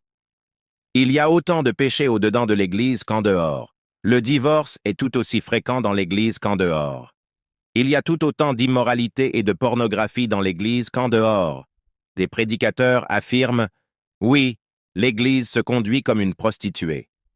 Je vous en prie, prenez bien garde à vos paroles avant de traiter l'épouse de Christ de prostituée. Le problème est que les pasteurs et les prédicateurs ne savent pas ce qu'est l'Église. Je tiens à vous dire que l'Église de Christ dans ce pays est belle. Elle est parfois fragile et faible. Elle est ballottée. Elle n'est pas parfaite. Sachez toutefois qu'elle marche dans le brisement, qu'elle marche humblement avec son Dieu. Le problème, c'est que nous ne savons pas ce qu'est l'Église. De nos jours, parce que la prédication biblique est si rare, la prétendue Église est remplie de gens charnels et méchants portant l'étiquette de chrétiens. Parce que tous ces boucs ont envahi l'enclos des agneaux, on blâme les agneaux à cause du comportement des boucs. Le nom de Dieu est blasphémé parmi les païens à cause de nous. Jérémie chapitre 31, versets 31 à 34. Voici, les jours viennent, dit l'Éternel, où je ferai avec la maison d'Israël et la maison de Juda une alliance nouvelle, non selon l'alliance que je traitais avec leur père, le jour où je les saisis par la main pour les faire sortir du pays d'Égypte, alliance qu'ils ont violée quoique je sois leur maître, dit l'Éternel. Mais voici l'alliance que je ferai avec la maison d'Israël après ces jours-là, dit l'Éternel. Je mettrai ma loi au-dedans d'eux, je l'écrirai dans leur cœur, et je serai leur Dieu, et ils seront mon peuple. Celui-ci n'enseignera plus son prochain, ni celui-là son frère, en disant « Connaissez l'Éternel », car tous me connaîtront, depuis le plus petit jusqu'au plus grand, dit l'Éternel. Car je pardonnerai leur iniquité, et je ne me souviendrai plus de leurs péchés. Loin de moi la pensée d'ôter à Israël ce qui lui appartient. Mais ce texte s'applique aussi à l'Église. Comprenez-moi bien. Je ne veux entrer dans aucune querelle concernant l'éschatologie, mais dans la Bible, dans le Nouveau Testament, ce texte s'applique au peuple de Dieu, mais non selon l'alliance que je traitais avec leur père, le jour où je les saisis par la main pour les faire sortir du pays d'Égypte. J'entends souvent dire à des prédicateurs, quand on considère Israël rétrospectivement, on voit un groupe impie et idolâtre, au milieu duquel il y a un tout petit reste de vrais croyants. C'est exact. Mais n'appliquez pas cela à l'Église du Nouveau Testament, car Dieu annonce qu'il va faire quelque chose de différent. Non selon l'alliance que je traitais avec leur père, le jour où je les saisis par la main pour les faire sortir du pays d'Égypte, alliance qu'ils ont violée quoique je sois leur maître, dit l'Éternel. Mais voici l'alliance que je ferai avec la maison d'Israël, après ces jours-là, dit l'Éternel. Je mettrai ma loi au-dedans d'eux, je l'écrirai dans leur cœur. Si vous êtes convertis, Dieu vous a donné bien plus que des lois gravées sur une table de pierre. Surnaturellement, par la régénération, il a écrit ses lois dans votre cœur. Parce qu'il a accompli cela, Dieu dit, « Je serai leur Dieu, et ils seront mon peuple. » Voyez le verset 34. Celui-ci n'enseignera plus son prochain, ni celui-là son frère, en disant, « Connaissez l'Éternel » car tous me connaîtront, depuis le plus petit jusqu'au plus grand, dit l'Éternel. Car je pardonnerai leur iniquité, et je ne me souviendrai plus de leurs péchés. Tout cela nous ramène à la doctrine de la régénération. Depuis 2000 ans, Dieu fait une œuvre nouvelle. En Amérique, nous n'avons pas beaucoup d'églises. En revanche, nous avons des quantités de beaux édifices de briques entourés de pelouses impeccables. Il ne suffit pas que quelqu'un dise être membre de l'Église, ou se donne le nom de chrétien pour qu'il le soit effectivement. Considérez cette parole de Dieu. Celui-ci n'enseignera plus son prochain, ni celui-là son frère. Cela ne veut pas dire qu'il n'y aura plus d'enseignants ni de prédicateurs, mais que tous connaîtront Dieu d'une manière remarquable, surtout en ce qui concerne le pardon de leurs péchés. Écoutez Jérémie chapitre 32, versets 38 à 40. Ils seront mon peuple, et je serai leur Dieu. Je leur donnerai un même cœur et une même voix, afin qu'ils me craignent toujours pour leur bonheur et celui de leurs enfants après eux. Je traiterai avec eux une alliance éternelle, je ne me détournerai plus d'eux, je mettrai ma crainte dans leur cœur, afin qu'ils ne s'éloignent pas de moi. Ils seront mon peuple, et je serai leur Dieu. Dieu ne dit pas « J'espère bien, et peut-être, si j'ai de la chance, à condition que je trouve suffisamment d'évangélistes pour coopérer avec moi, peut-être mon projet réussira-t-il ?» Pas du tout. Dieu dit au contraire « Je vais attirer à moi un peuple que je donnerai à mon fils. » Et il ajoute « Ils seront mon peuple, et je serai leur Dieu. » Considérons cette parole « Je leur donnerai un même cœur et une même voix. » Voyez-vous le contraste? Au cours des décennies 70 et 80, on a organisé quantité de marches pour Jésus. Des milliers de gens s'affligeaient et s'écriaient « Ah, l'Église est tellement divisée, elle n'est pas une. » Chers amis, permettez-moi d'affirmer ceci. Déclarer que l'Église n'est pas une revient à s'inscrire en faux contre cette promesse concernant la nouvelle alliance. C'est aussi affirmer que le Père n'a pas exaucé la prière de son Fils. Jean chapitre 17, Père Saint, garde en ton nom ceux que tu m'as donnés, afin qu'ils soient un comme nous. Ce n'est pas pour eux seulement que je prie, mais encore pour tous ceux qui croiront en moi par leur parole, afin que tous soient un, Comme toi, Père, tu es en moi, et comme je suis en toi, afin qu'eux aussi soient un en nous, pour que le monde croie que tu m'as envoyé. Je tiens donc à soutenir que l'Église est une, et qu'elle a toujours été une. Vous est-il jamais arrivé de prendre place dans un avion, ou peut-être sur un marché, et d'y rencontrer un inconnu? Vous qui êtes un vrai chrétien évangélique, au bout de quelques minutes de conversation avec lui, vous découvrez qu'il est chrétien, vraiment chrétien. À ce moment-là, vous savez que s'il le fallait, vous donneriez votre vie pour lui. Oui, vous donneriez votre vie. Je me rappelle le jour où, au Pérou, un ami et moi avons passé 22 heures à l'arrière d'un camion transportant du grain caché sous une bâche noire. Vers minuit, le camion s'arrête, nous sortons de notre cachette et nous nous glissons dans la jungle. Cette nuit-là, nous restons près de la lisière, tout en marchant vers une petite ville de montagne. À mi-chemin, mon cher ami Paco et moi comprenons que nous nous sommes égarés dans l'obscurité. Nous prions. Ô Dieu, dirige-nous. Nous voilà égarés sur le territoire des terroristes. Jamais les militaires ne se risqueront à venir nous chercher ici. Conduis-nous, viens à notre secours. Le son d'une clochette se fait entendre, puis une voix humaine. La conversation nous semble d'abord un peu étrange, puis nous comprenons qu'il s'agit d'un petit garçon qui rentre des champs avec son âne. Il parle à son âne. Passant derrière lui, nous le suivons et nous nous retrouvons aux abords d'un petit village, où il y a des cabanes et des maisons d'adobe. Je dis, « Paco, si les terroristes sont chez eux ici, nous sommes morts. »« Oui, dit-il, mais il faut bien arriver quelque part. » Alors, à découvert mais dans l'ombre, nous nous approchons d'un homme ivre auquel nous demandons, « Y a-t-il des frères ici ?» Dans les montagnes, tous le savent, ce mot désigne les vrais chrétiens. Cet homme répond, « La vieille femme là-bas. » Nous y allons et trouvons une Nazaréenne âgée. Je frappe à sa porte et dis, « Je suis un pasteur évangélique. Je vous en prie, aidez-nous. » Elle approche de nous sa lanterne, me saisit, me tire à l'intérieur, et fait de même pour Paco. Sa maison est creusée dans une sorte de falaise de terre. Elle nous conduit au sous-sol, où se trouvent entre autres choses du foin et quelques poulets. Un petit garçon se montre. « Va chercher les autres frères, » lui dit-elle.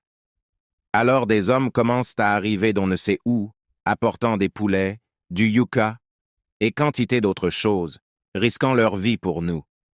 Pourquoi? Parce que l'Église est une. Arrêtez donc de dire ces inepties, de répéter que l'Église est divisée, en piteux état et pleine de péchés. À votre place, je ne parlerai pas en ces termes de l'épouse de Christ. En fait, ce qu'on trouve actuellement dans de nombreuses assemblées, c'est une troupe de boucs, un amas d'ivraies parmi les brebis, Matthieu 25, versets 31 à 46. Comme il est extrêmement rare qu'on exerce avec compassion la discipline biblique, ces boucs vivent au milieu des brebis, se nourrissent d'elles et les détruisent. Les responsables d'église parmi vous recevrez une sanction sévère quand vous comparaîtrez devant celui qui aime les brebis, pour ne pas avoir eu le courage de vous lever et de confronter les méchants. Je vous en supplie, écoutez-moi. La plupart du temps chez nous, on présuppose que l'Église est une démocratie. Je n'aborderai pas la question du pour et du contre dans ce domaine. Mais voici ce qui se produit. Puisque la prédication de l'Évangile tient si peu de place, l'Église est majoritairement composée de gens charnels et perdus. Et comme on est en démocratie, ce sont eux qui impriment sa direction à l'Église. Comme le pasteur ne veut pas perdre la majorité de ses fidèles, et qu'il a une mauvaise conception de l'évangélisation et une fausse idée de la conversion, il cherche à satisfaire les méchants dans son Église.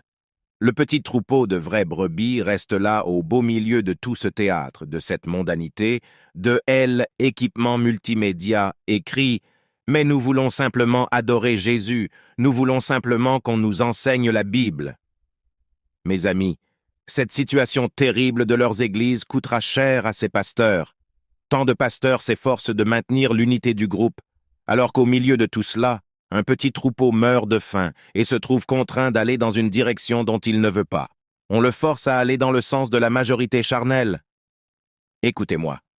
Si jamais ma femme faisait ses courses tard le soir, et si vous, un homme passant par là, vous aperceviez plusieurs individus en train de la malmener, et si vous détourniez les yeux et passiez votre chemin en ne pensant qu'à votre propre sécurité, sachez-le bien, chers amis, non seulement je m'en prendrai à ces individus, mais je m'en prendrai aussi à vous. L'Église est l'épouse de Christ, et elle a du prix à ses yeux. Cela vous coûtera de servir Jésus. Cela pourrait vous coûter votre Église, votre réputation, votre dénomination. Cela pourrait vous coûter absolument tout. Mais l'épouse de Christ en vaut la peine. Voyez ce que dit Jérémie? Je trouve que c'est magnifique. Je leur donnerai un même cœur et une même voix. De quelle voix s'agit-il? De Christ et de sa sainteté. Tous les vrais chrétiens que je connais parlent souvent de Christ et ont un ardent désir d'être mieux sanctifiés, rendus plus conformes à Christ. Je leur donnerai un même cœur et une même voix, afin qu'ils me craignent toujours, pour leur bonheur et celui de leurs enfants après eux. Je traiterai avec eux une alliance éternelle. Je ne me détournerai plus d'eux. Je leur ferai du bien. Tant de gens perdus vont à l'église le dimanche. Ils entendent ce verset et se disent « Oui, Dieu a fait avec moi une alliance éternelle. Jamais il ne se détournera de moi. Jamais, jamais. Je suis en sécurité par la grâce de Dieu. » Ils oublient simplement de lire le verset suivant. Écoutez-le. « Je traiterai avec eux une alliance éternelle. Je ne me détournerai plus d'eux. Je leur ferai du bien. Et je mettrai ma crainte dans leur cœur, afin qu'ils ne s'éloignent pas de moi. » La preuve que Dieu a fait avec vous une alliance éternelle, cher ami, c'est qu'il a mis en vous la crainte de son nom, afin que vous ne vous éloigniez pas de lui. Si vous vous détourniez de lui sans qu'il vous discipline, et si vous persistiez à vous détourner de lui, ce serait la preuve qu'il n'a pas mis en vous la crainte de son nom. Cela prouverait que vous n'avez pas été régénéré, et que vous n'avez pas d'alliance avec Dieu. Cela, mes amis, c'est la vérité biblique.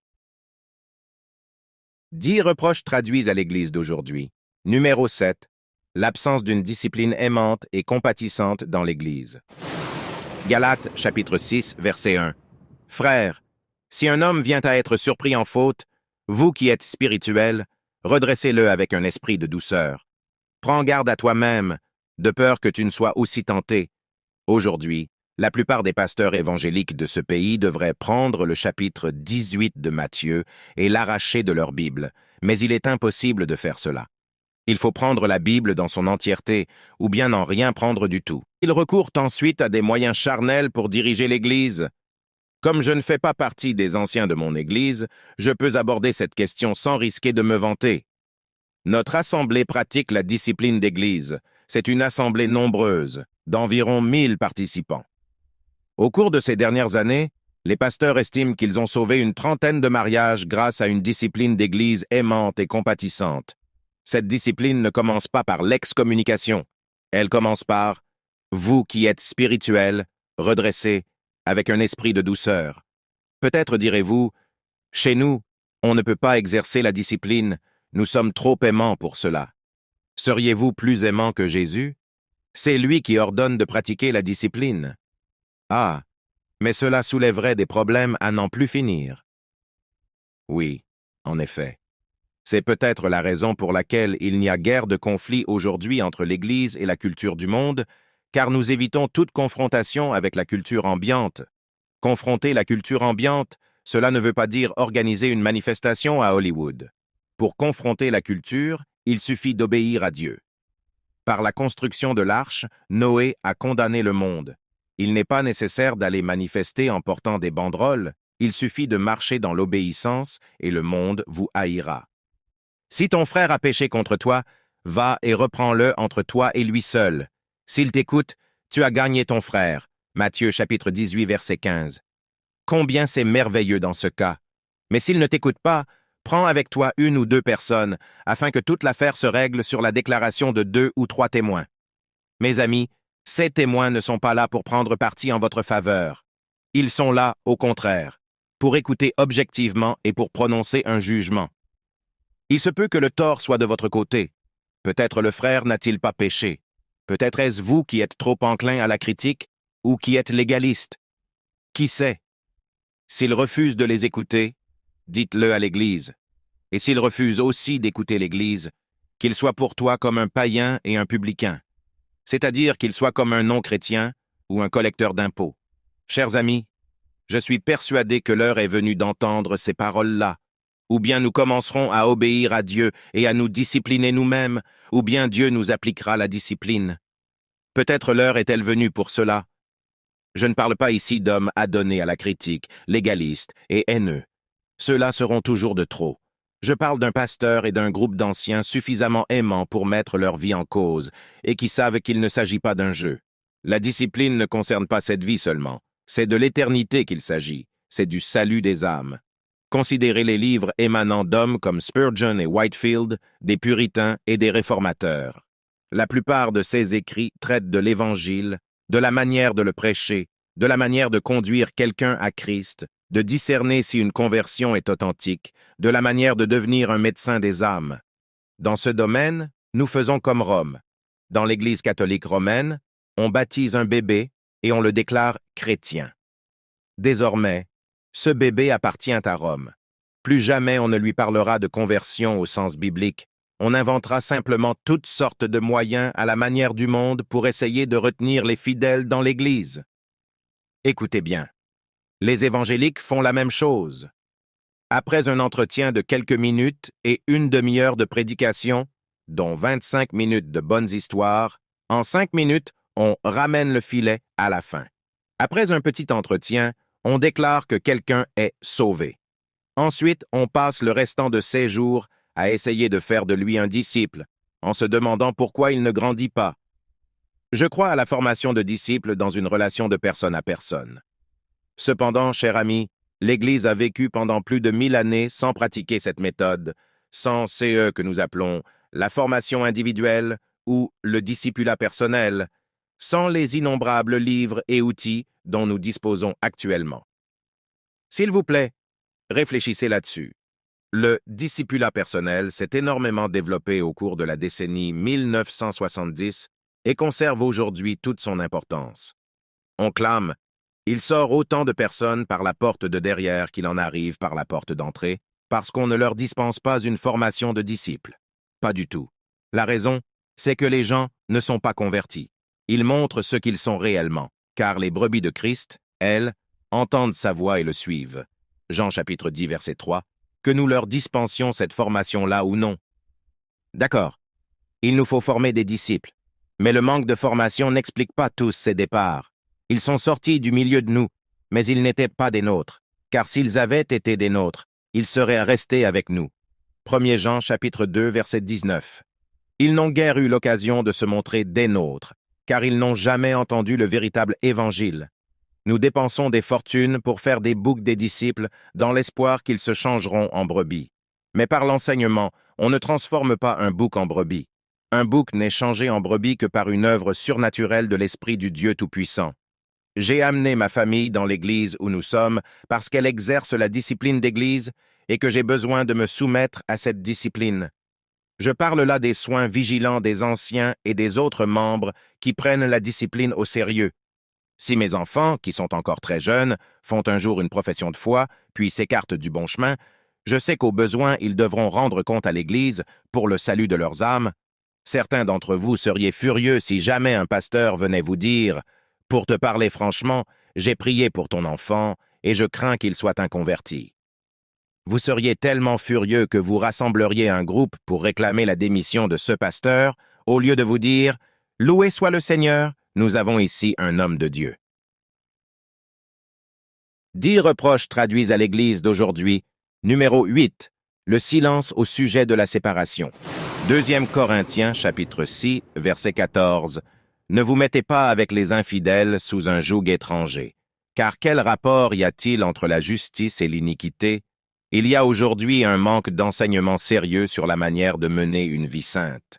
Bien sûr, on enseigne des généralités sur la sainteté, et là-dessus, tout le monde est d'accord. Soyons saints, dit-on. Il nous faut plus de sainteté. Organisons une conférence sur la sanctification. Cependant, dès qu'on précise ce que cela implique concrètement, tout se gâte. Recherchez la paix avec tous, nous dit Hébreux chapitre 12, verset 14, et la sanctification sans laquelle personne ne verra le Seigneur. Y a-t-il encore quelqu'un qui croit ce verset? Un pasteur m'a confié, « Frère Paul, on m'a si souvent accusé d'enseigner une religion des œuvres. Écoutez-moi bien, je vous prie. Tout ici nous ramène à la régénération et à la providence de Dieu. Si Dieu convertit vraiment un homme, il continuera d'œuvrer en lui par l'enseignement, en le bénissant, en l'admonestant et en le disciplinant. Dieu veillera à achever l'œuvre qu'il a commencée. Voilà pourquoi l'auteur parle de la sanctification sans laquelle personne ne verra le Seigneur. Pourquoi? Parce que s'il n'y a pas de croissance dans la sanctification, c'est que Dieu n'est pas à l'œuvre dans votre vie. Et s'il n'est pas à l'œuvre dans votre vie, c'est que vous n'êtes pas son enfant. Voyez la différence entre Jacob et Ésaü. J'ai aimé Jacob et j'ai haï Ésaü. Romains chapitre 9, verset 13, dit le Seigneur. Pourtant, Dieu a accompli toutes ses promesses envers l'un et envers l'autre. Jacob a été béni, et Ésaü a été béni. Comment Dieu a-t-il manifesté ses jugements et sa colère envers Ésaü et son amour envers Jacob? Pour commencer, il les a laissés l'un et l'autre faire tout ce qu'ils voulaient. Mais chez Ésaü, il n'y a eu aucune œuvre de discipline, aucune correction divine, rien, et cela à cause de la colère de Dieu qui était sur lui. En revanche, Dieu a sévèrement corrigé Jacob presque tous les jours de sa vie, et cela à cause de son amour pour lui. Cette discipline aimante, ces corrections divines étaient destinées à l'amener à la sainteté. Il en va de même pour tous les chrétiens authentiques d'aujourd'hui. Romains chapitre 12, versets 1 à 2. Je vous exhorte donc, frères, par les compassions de Dieu, à offrir vos corps comme un sacrifice vivant, saint, agréable à Dieu, ce qui sera de votre part un culte raisonnable. Ne vous conformez pas au siècle présent, mais soyez transformés par le renouvellement de l'intelligence, afin que vous discerniez la volonté de Dieu, ce qui est bon, agréable et parfait. Pourquoi nous est-il demandé d'offrir nos corps? Je crois que c'est pour éviter toute cette super spiritualité qu'on voit aujourd'hui. Certains déclarent « J'ai donné mon cœur à Jésus, et au vu de l'extérieur, personne ne peut juger de ce qui est à l'intérieur. Vous ne pouvez pas juger de ce qui est en moi au vu de mon comportement. En réalité, on peut juger de ce qui est au-dedans d'après ce qui se voit au-dehors. » Jésus n'a jamais dit le contraire. Il dit justement que c'est possible et qu'on reconnaît un arbre à son fruit. Matthieu chapitre 12, verset 33. Si vous estimez avoir donné votre cœur à Jésus-Christ, alors il est aussi le maître de votre corps. Et voici pourquoi. Au sens biblique, mes amis, le cœur n'est ni ce muscle qui pompe le sang, ni une notion issue de l'imagination d'un poète. D'après la Bible, le cœur est l'essence véritable de votre être, et ce qu'il y a de plus central en vous. Ne venez pas me dire que Jésus possède l'essence véritable de votre être, et ce qu'il y a de plus central en vous sans que cela ait d'incidence sur tout votre corps et sur toute votre vie. Ce n'est tout simplement pas possible. Il nous faut donc examiner l'Écriture, pas de façon légaliste, et pas seulement pour tirer des conclusions. Non, il nous faut l'examiner pour pouvoir tenir ferme sur ce qu'elle commande clairement. Que commande-t-elle? Quels sont les commandements qui nous guident dans notre vie de famille? Je ne suis pas d'accord avec la totalité de ce qu'affirment les puritains, mais je les aime, et une des raisons pour lesquelles je les aime, c'est qu'en toute droiture, ils ont cherché à soumettre leur vie entière à la Seigneurie de Christ. Leur vie entière, tout, par exemple, toutes leurs pensées. Ils écrivaient des ouvrages de 800 pages sur ce qui doit faire l'objet de nos pensées, selon les Écritures, et sur ce qui doit être banni de nos pensées, selon les Écritures, sur la manière de nous servir de nos yeux, sur ce que nous devons laisser entrer dans nos oreilles, et ce qu'il faut en bannir, sur la manière de maîtriser notre langue, sur la conduite de notre vie. Ils parlent aussi, et là je vais vous faire peur, je le sais, de la manière de nous vêtir. Je serai très prudent ici et m'abstiendrai de toute spéculation. Chers amis, permettez-moi simplement de répéter ce que dit ma femme. Si vos vêtements forment un décor pour votre visage, où brille la gloire de Dieu, alors ils sont de Dieu. S'ils attirent l'attention sur votre corps, alors ils sont sensuels, et Dieu les a en horreur. C'est la nature de Dieu qui doit guider nos décisions quant à chaque détail de notre comportement. Je ne peux pas traiter de tous les aspects de la sainteté, et elle est loin de se limiter à l'expression extérieure. Mais nous en sommes arrivés à prendre prétexte de l'œuvre intérieure de l'Esprit pour déclarer que rien ne doit nécessairement être visible au dehors. Cela n'est pas vrai. Certains jeunes hommes parmi vous criaient sans doute à Dieu plus que moi pour que son esprit vous remplisse et œuvre en vous. Mais pour attrister cet esprit, une demi-heure de télévision suffit, et il sera alors bien loin de vous. Une eau peut être pure à 99% et contenir seulement 1% d'eau d'égout, mais dans ce cas, ne comptez pas sur moi pour la boire.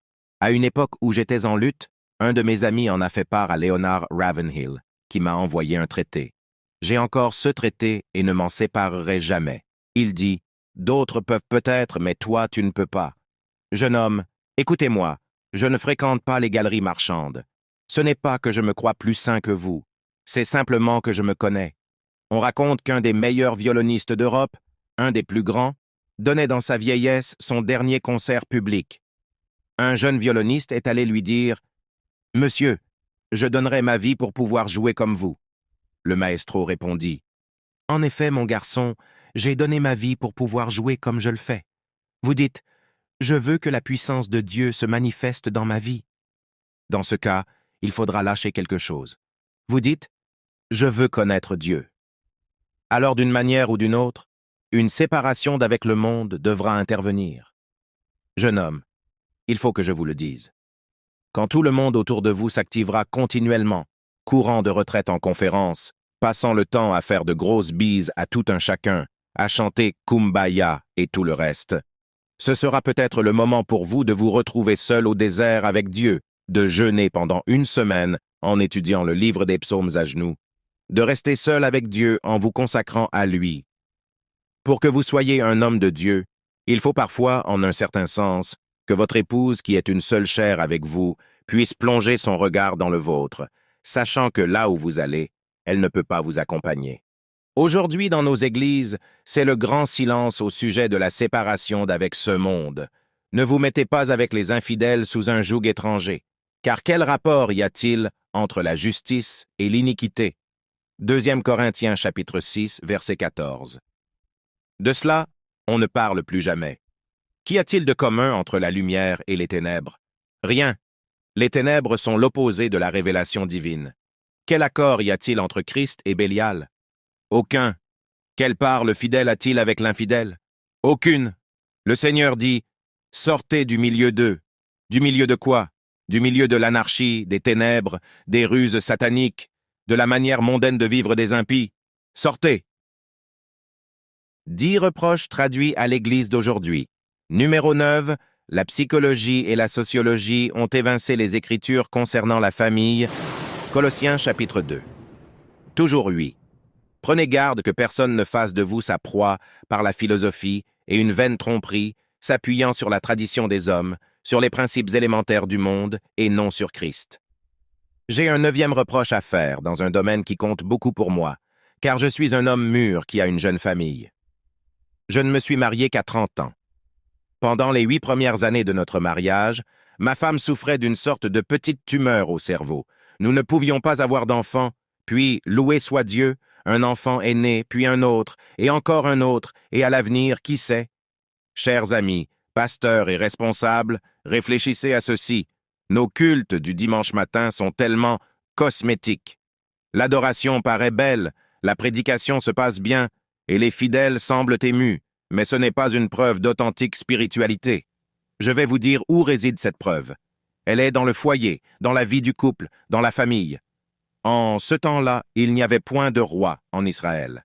Chacun faisait ce qui lui semblait bon. Juges, chapitre 17, verset 6. Quand je voyage, je rencontre toutes sortes de personnes. J'essaie de trouver un homme selon Dieu, qui a élevé des enfants selon Dieu, et je recherche le contact avec lui. Toutefois, dans la plupart des cas, savez-vous ce que je découvre? La plupart des membres de l'Assemblée veulent parler de fables, de sociologie et de sujets de ce genre. Il est toujours question de ce qui semble bon à leurs yeux, et ils sont incapables de me citer un seul verset biblique. Occasionnellement, je découvre un homme et une femme qui se sont efforcés d'élever leurs enfants selon les Écritures, et la différence est absolument énorme. Quand je prends l'avion, j'aime bien avoir des conversations comme celle-ci, quand un homme vient s'asseoir à côté de moi et demande « Qu'est-ce que vous faites dans la vie ?» Je réponds « Ah, je suis un mari. » « Et que faites-vous d'autre ?»« Ah, je suis père. » « Mais encore ? » « Eh bien, quand il me reste du temps, je prêche un peu. » À quoi sert-il à un homme de gagner le monde entier s'il perd sa propre famille? Autrement dit, sur quoi vous fondez-vous pour élever vos enfants et pour aimer votre femme? Où est-il, votre fondement? Si vous n'êtes pas en mesure, là, tout de suite, d'ouvrir les Écritures et de me montrer comment votre famille est fondée sur elles. Je vous le dis, vous êtes captifs de la psychologie, de la sociologie, des caprices et des mensonges de notre temps. Vous n'avez pas le droit de suivre ces voies-là, parce que vous n'avez aucune autorité en dehors de la parole de Dieu. Regardez Genèse, chapitre 18, verset 19. « Car je l'ai choisi, afin qu'il ordonne à ses fils et à sa maison après lui de garder la voie de l'Éternel, en pratiquant la droiture et la justice, et qu'ainsi l'Éternel accomplisse envers Abraham les promesses qu'il lui a faites. » Quelle est belle cette voie! Je vous exhorte donc, frères, par les compassions de Dieu, à offrir vos corps comme un sacrifice vivant, saint, agréable à Dieu, ce qui sera de votre part un culte raisonnable. Ne vous conformez pas au siècle présent, mais soyez transformés par le renouvellement de l'intelligence, afin que vous discerniez quelle est la volonté de Dieu, ce qui est bon, agréable, parfait. Le verset 2 nous dit que la volonté de Dieu est parfaite. Alors si jamais un homme de Dieu parle de sacrifier sa famille au profit du ministère, je lui réponds qu'il est un fieffé menteur. Je lui dis qu'en fait il sacrifie sa famille au profit du petit royaume qu'il essaie de se construire. Je peux affirmer cela parce que la volonté de Dieu est parfaite. Cela veut dire que je n'ai pas à violer la volonté de Dieu concernant ma famille pour accomplir la volonté de Dieu concernant mon ministère. Dieu n'a pas besoin de vous. Cependant, il exige que vous soyez obéissants. Cela me rappelle le jour où on m'a posé la question. « Frère Paul, est-ce que vous êtes opposé à l'évangélisation » J'ai répondu « Oui et non. Je ne suis pas du tout opposé à l'évangélisation si elle est biblique. Je suis seulement opposé à la manière dont vous la pratiquez. » J'aimerais vous expliquer cela au moyen de 2 exemples. Certains ne me trouveront pas assez sévère, et d'autres diront que je le suis trop. Je prends ces 2 exemples seulement pour montrer ce qui ne va pas chez nous. L'école du dimanche. Quelle que soit votre dénomination, pour peu que cette dernière soit structurée, je peux vous assurer qu'elle dépense des millions pour acheter du matériel, pour organiser des conférences, pour former les enseignants chargés de CS cours dominicaux, et pour faire tout ce qui est possible et imaginable pour promouvoir cette école du dimanche. C'est un fait. Permettez-moi de poser la question suivante. Combien votre dénomination dépense-t-elle? Combien de rassemblements organise-t-elle? Combien d'heures de travail investit-elle afin d'enseigner aux pères à enseigner leurs enfants? Dieu n'a pas de plan B, il a seulement un plan A. On écarte ce plan A, puis on s'aperçoit que notre plan B ne marche pas. Je ne suis pas en train de dire que les enfants ne peuvent pas être réunis en groupe pour être catéchisés ou pour recevoir un enseignement. Mais si jamais vos activités commencent à supplanter le ministère du Père à la maison, alors il faut les casser, les supprimer. Comprenez-vous ce que je dis? Considérez ce point seulement. Nous avons des quantités de matériel pour l'école du dimanche, mais il n'y a pratiquement pas la moindre conférence dans tout le pays pour enseigner aux hommes à enseigner leurs enfants. Dans la plupart des cas, l'école du dimanche est un simple divertissement, parce que les moniteurs n'ont pas autorité pour discipliner votre enfant. Si on leur déléguait cette autorité, la plupart ne l'exerceraient pas parce qu'ils ne croient pas que la discipline soit nécessaire. C'est là un simple petit exemple. Considérons maintenant les groupes de jeunes. On entend dire, les jeunes doivent se retrouver entre eux. Mais oui, ils ont simplement besoin d'être ensemble. Ah oui, vraiment. Que dit l'Écriture à ce sujet? Celui qui fréquente les sages devient sage, mais celui qui se plaît avec les insensés s'en trouve mal. Proverbe, chapitre 13, verset 20. Qui donc vous dit que les jeunes doivent rester entre eux? Je vais vous le dire, ce sont les psychologues des années 1960, ceux-là même qui ont inventé le fossé des générations. Non. Les jeunes ont besoin de fréquenter des adultes pour pouvoir cesser de se conduire comme des insensés et des naïfs, pour accéder eux-mêmes à la condition d'adultes et renoncer aux inepties qui mènent à leur destruction. Je ne dis pas de ne pas réunir les jeunes, mais je maintiens que si on les réunit, il faut que tous leurs parents soient présents aussi. Vous direz, mais ce gamin perdu qui débarque dans notre église? Eh bien, que voit-il en ce moment? Ce gamin qui vient rejoindre le groupe de jeunes de votre église voit presque le même scénario que celui qu'il trouve chez lui, pas de parents et des enfants qui entraînent d'autres enfants avec eux. Il y a parfois un jeune légèrement plus âgé que les autres. Il a une coupe de cheveux à la dernière mode et il enseigne les autres jeunes. Mais que se passerait-il si des gamins perdus, arrivant dans votre église, y voyaient des jeunes qui ont une relation merveilleuse et aimante avec leurs parents? Ils diraient, « Eh bien ça alors, c'est nouveau. Je n'ai jamais rien vu comme ça. Regarde-moi ce père. Il aime son fils. Et ce fils, il aime son père. Mais regardez-moi cet amour. Alors c'est ça le christianisme? » Dans nos églises, nous sommes vraiment indigents à cet égard, et nous sommes souvent aveugles à notre indigence. C'est la même situation que celle de cet homme qui vient vers moi, le front tout en sang.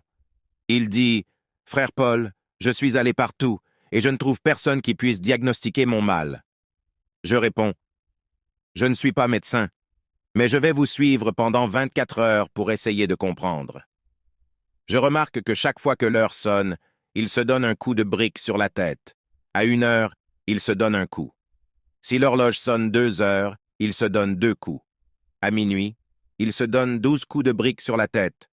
Alors après avoir observé la situation pendant 24 heures, avec beaucoup d'attention et en prenant des notes, je vais le trouver et je lui dis, « C'est vrai, je ne suis pas médecin, mais je crois voir quel est votre problème. » Or, notre situation dans l'Église n'est pas moins pathétique que celle-là. Pourquoi nos enfants se conduisent-ils comme ils le font? Pourquoi est-ce que tout le monde marche sur la tête? Je pense à un cher chrétien qui refusait de permettre à son fils adolescent de partir dans un lieu isolé, seul avec une jeune fille. Quelqu'un lui demanda, « Est-ce que vous ne faites pas confiance à votre fils? » Il répondit, « Non, je ne fais pas confiance à mon fils. Lui faire confiance? Vous n'y pensez pas. Je ne fais même pas confiance à son père. Je ne laisserai pas ce père seul avec une autre femme que son épouse, et pourtant, la moindre inconvenance me coûterait beaucoup plus cher qu'à mon fils, et je contrôle mieux ma volonté que ne peut le faire un adolescent dont les hormones sont en pleine effervescence. Vous ne pensez quand même pas que je ferai confiance à mon fils? » Nous n'arrêtons pas de violer les principes bibliques, puis nous nous demandons pourquoi tout va si mal. 10 reproches traduits à l'Église d'aujourd'hui. Numéro 10, des pasteurs spirituellement sous-alimentés. 2 Timothée, chapitre 2, verset 15. Efforce-toi de te présenter devant Dieu comme un homme éprouvé, un ouvrier qui n'a point à rougir, qui dispense droitement la parole de vérité. Il y a quelques mois, j'écoutais un rapport sur toutes les horreurs qui se passent dans notre pays. Je ne sais plus comment l'appeler. Une république, une démocratie, un pays, un État socialiste? Tout en écoutant, je disais, « Oh Dieu, qu'est-ce que je peux faire? Franchement, Seigneur, je voudrais me jeter de toutes mes forces au beau milieu de tout ce déchaînement. Je t'en prie, dis-moi ce que je dois faire. Si tu m'envoies faire face à un rhinocéros en train de charger, j'irai. Veux-tu que j'aille à Washington, que je me tienne devant la Maison-Blanche et que là, je prêche jusqu'à ce qu'on me jette en prison? Je suis las de prêcher seulement à des chrétiens, dans des églises et dans des conférences. Seigneur, ce pays court tout droit vers l'enfer. Que veux-tu que je fasse? Mets-moi dans quelques collisions frontales. » Écoutez donc 1 Timothée, chapitre 4, versets 1 à 16. Mais l'Esprit dit expressément que dans les derniers temps, quelques-uns abandonneront la foi pour s'attacher à des esprits séducteurs et à des doctrines de démons, par l'hypocrisie de faux docteurs portant la marque de la flétrissure dans leur propre conscience. Ils prescrivent de ne pas se marier et de s'abstenir d'aliments que Dieu a créés pour qu'ils soient pris avec action de grâce par ceux qui sont fidèles et qui ont connu la vérité. Car tout, ce que Dieu a créé est bon, et rien ne doit être rejeté, pourvu qu'on le prenne avec action de grâce, parce que tout est sanctifié par la parole de Dieu et par la prière. En exposant ces choses aux frères, tu seras un bon ministre de Jésus-Christ, nourri des paroles de la foi et de la bonne doctrine que tu as exactement suivies. Repousse les contes profanes de vieilles femmes. Exerce-toi à la piété, car l'exercice corporel est utile à peu de choses, tandis que la piété est utile à tout. Elle a la promesse de la vie présente et de celle qui est à venir. C'est là une parole certaine et entièrement digne d'être reçue. Nous travaillons, en effet, et nous combattons, parce que nous mettons notre espérance dans le Dieu vivant, qui est le sauveur de tous les hommes, surtout des croyants. Déclare ces choses et enseigne-les, que personne ne méprise ta jeunesse, mais sois un modèle pour les fidèles, en parole, en conduite, en foi, en pureté, jusqu'à ce que je vienne, Applique-toi à la lecture, à l'exhortation, à l'enseignement. Ne néglige pas le don qui est en toi, et qui t'a été donné par prophétie avec l'imposition des mains de l'Assemblée des Anciens. Occupe-toi de ces choses, donne-toi tout entier à elles, afin que tes progrès soient évidents pour tous. Veille sur toi-même et sur ton enseignement, persévère dans ces choses, car en agissant ainsi, tu te sauveras toi-même et tu sauveras ceux qui t'écoutent. 1 Timothée, chapitre 4, verset 1 dit « L'Esprit dit expressément que, dans les derniers temps, quelques-uns abandonneront la foi pour s'attacher à des esprits séducteurs et à des doctrines de démons. » Paul poursuit en disant au jeune Timothée qu'en fait, dans la culture, tout l'enfer va se déchaîner, que ce sera à devenir fou et que les hommes se conduiront comme des bêtes. Il y a quelques mois, j'étais avec Conrad Mbewe et je l'ai écouté prêcher. Il a dit « En Afrique, nous ne craignons plus les bêtes. Nous ne décampons pas quand nous en voyons une. Ce sont les hommes qui nous effraient et nous fuyons devant eux. » Il faisait allusion, là, aux effets de la dépravation radicale chez l'être humain. Paul nous dit de manière semblable, « Le monde va se désintégrer, Timothée. » Que dit Paul? Encore.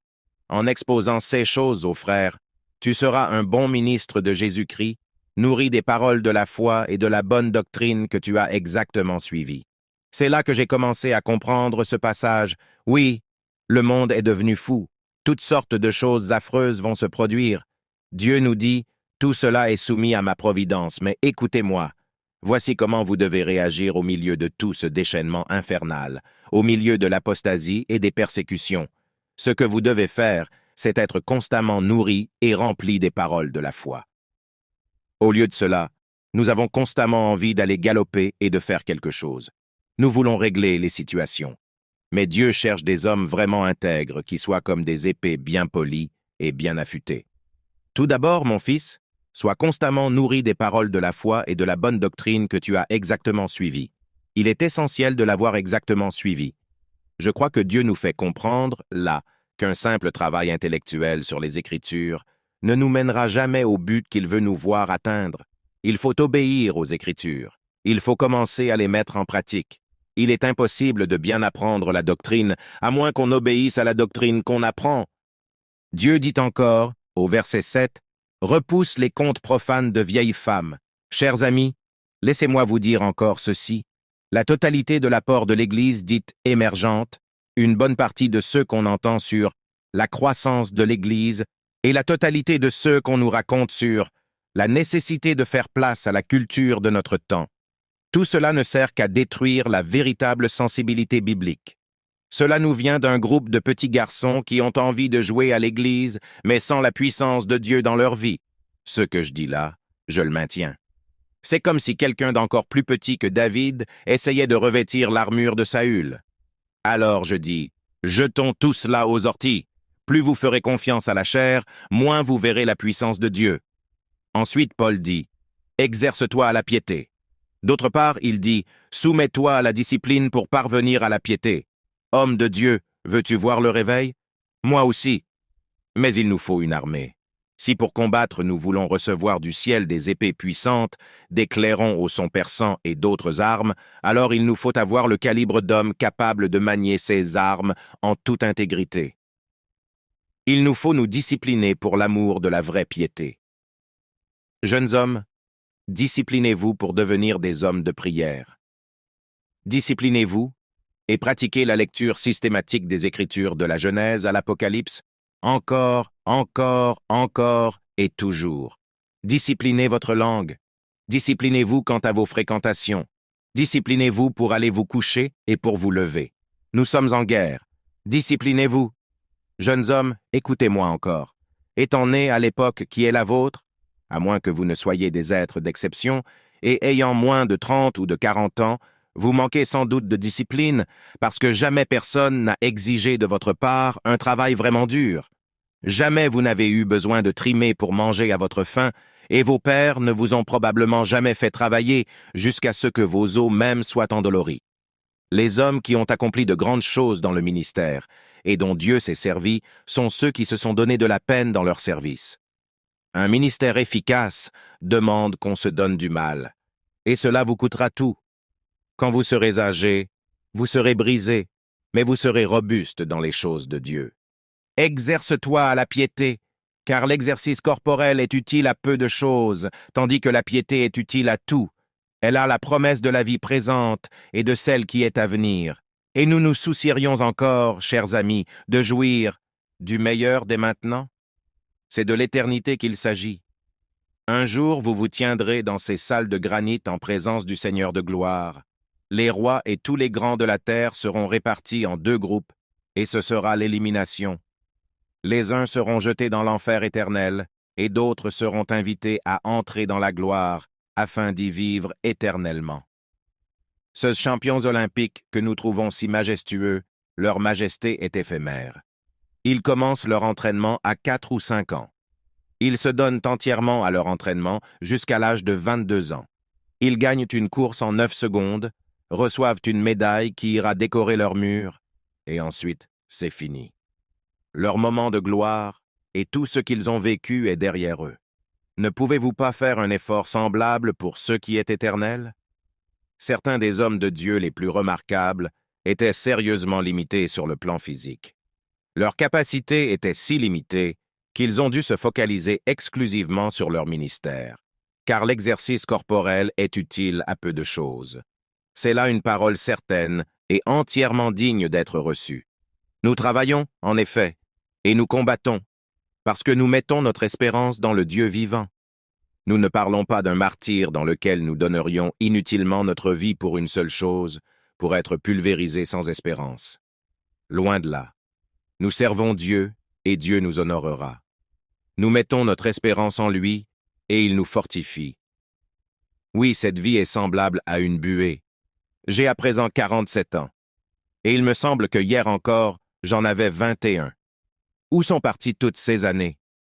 Tant que vous en avez la force, prêchez. Je loue Dieu de ce que par sa providence, quand j'étais jeune, j'ai pu me dépenser dans les montagnes des Andes et dans la jungle péruvienne, faisant ce qu'aujourd'hui je n'ai plus la force de faire. Tant que vous êtes jeune, tant que vous en avez les capacités, travaillez de toutes vos forces.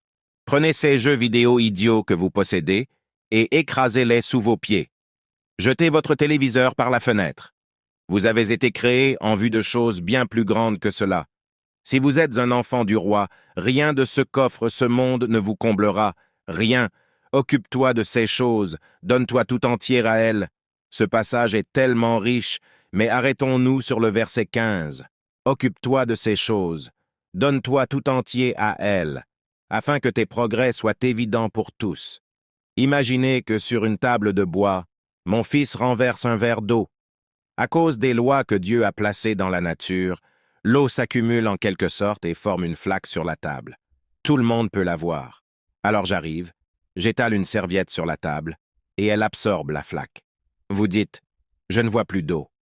Où est-elle passée? Dans la serviette qui l'a absorbée.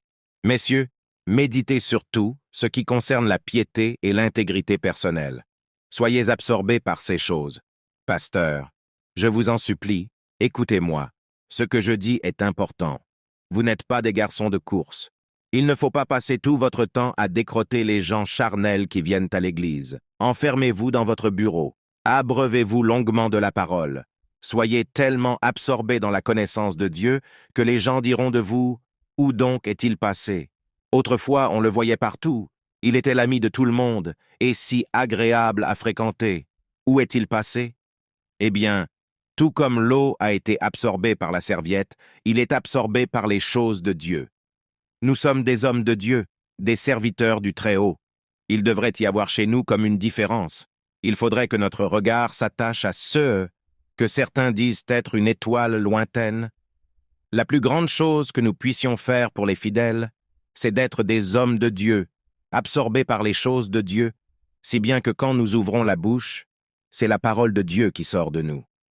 Là où je vais au culte, le pasteur et prédicateur principal est Jeff Noblit.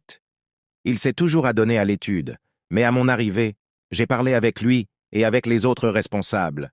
Toutes les fois qu'on me demandait mon avis, je disais « S'il vous plaît, attachons-nous à une seule chose. Déchargeons au maximum le frère Noblit de ses fardeaux pour qu'il reste dans ce bureau avec Dieu. Vous comprenez? J'ai des enfants dans cette église. Le meilleur cadeau qu'un homme puisse me faire, c'est de s'efforcer de se présenter devant Dieu comme un homme éprouvé, afin de se tenir dans cette chair, dans la puissance du Saint-Esprit pour déclarer « Ainsi parle le Seigneur », pour corriger, pour reprendre, pour proclamer de grandes promesses et pour donner des avertissements. Je vous en prie, faites cela pour moi. Pasteur, je vous supplie de faire cela pour votre Église, parce que Dieu dit « Veille sur toi-même et sur ton enseignement. Persévère dans ces choses, car en agissant ainsi, tu te sauveras toi-même et tu sauveras ceux qui t'écoutent. » Un tel verset ne signifie pratiquement plus rien dans le milieu évangélique actuel. À votre avis, combien de pasteurs et de prédicateurs le prennent au sérieux? Combien se disent « Il me faut veiller attentivement sur moi, différence.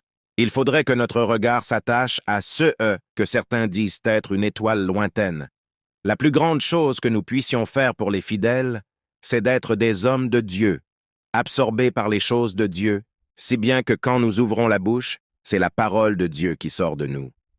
Là où je vais au culte, le pasteur et prédicateur principal est Jeff Noblitt. Il s'est toujours adonné à l'étude, mais à mon arrivée, j'ai parlé avec lui et avec les autres responsables. Toutes les fois qu'on me demandait mon avis, je disais « S'il vous plaît, attachons-nous à une seule chose. Déchargeons au maximum le frère Noblitt de ses fardeaux pour qu'il reste dans ce bureau avec Dieu. Vous comprenez? J'ai des enfants dans cette église. Le meilleur cadeau qu'un homme puisse me faire, c'est de s'efforcer de se présenter devant Dieu comme un homme éprouvé, afin de se tenir dans cette chair dans la puissance du Saint-Esprit pour déclarer « Ainsi parle le Seigneur », pour corriger, pour reprendre, pour proclamer de grandes promesses et pour donner des avertissements. Je vous en prie, faites cela pour moi. Pasteur, je vous supplie de faire cela pour votre Église, parce que Dieu dit « Veille sur toi-même et sur ton enseignement. Persévère dans ces choses, car en agissant ainsi, tu te sauveras toi-même, et tu sauveras ceux qui t'écoutent. » Un tel verset ne signifie pratiquement plus rien dans le milieu évangélique actuel. À votre avis, combien de pasteurs et de prédicateurs le prennent au sérieux? Combien se disent « Il me faut veiller attentivement sur moi-même pour me sauver moi-même et sauver ceux qui m'écoutent » Pasteur, permettez-moi de vous poser une question. Quand, pour la dernière fois, avez-vous réellement examiné votre vie pour voir si vous étiez dans la foi, pour voir si vous connaissez vraiment le Seigneur?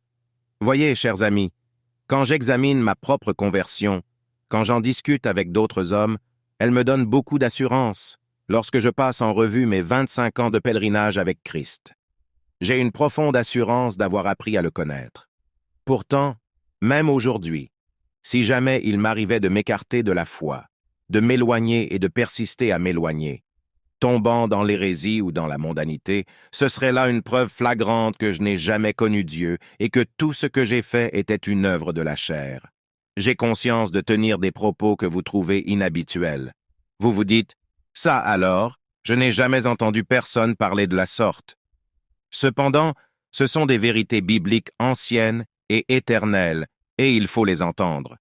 Lisez donc Le voyage du pèlerin. Veille sur toi-même et sur ton enseignement. Persévère dans ces choses, car en agissant ainsi, tu te sauveras toi-même et tu sauveras ceux qui t'écoutent. Puisse Dieu bénir son Église.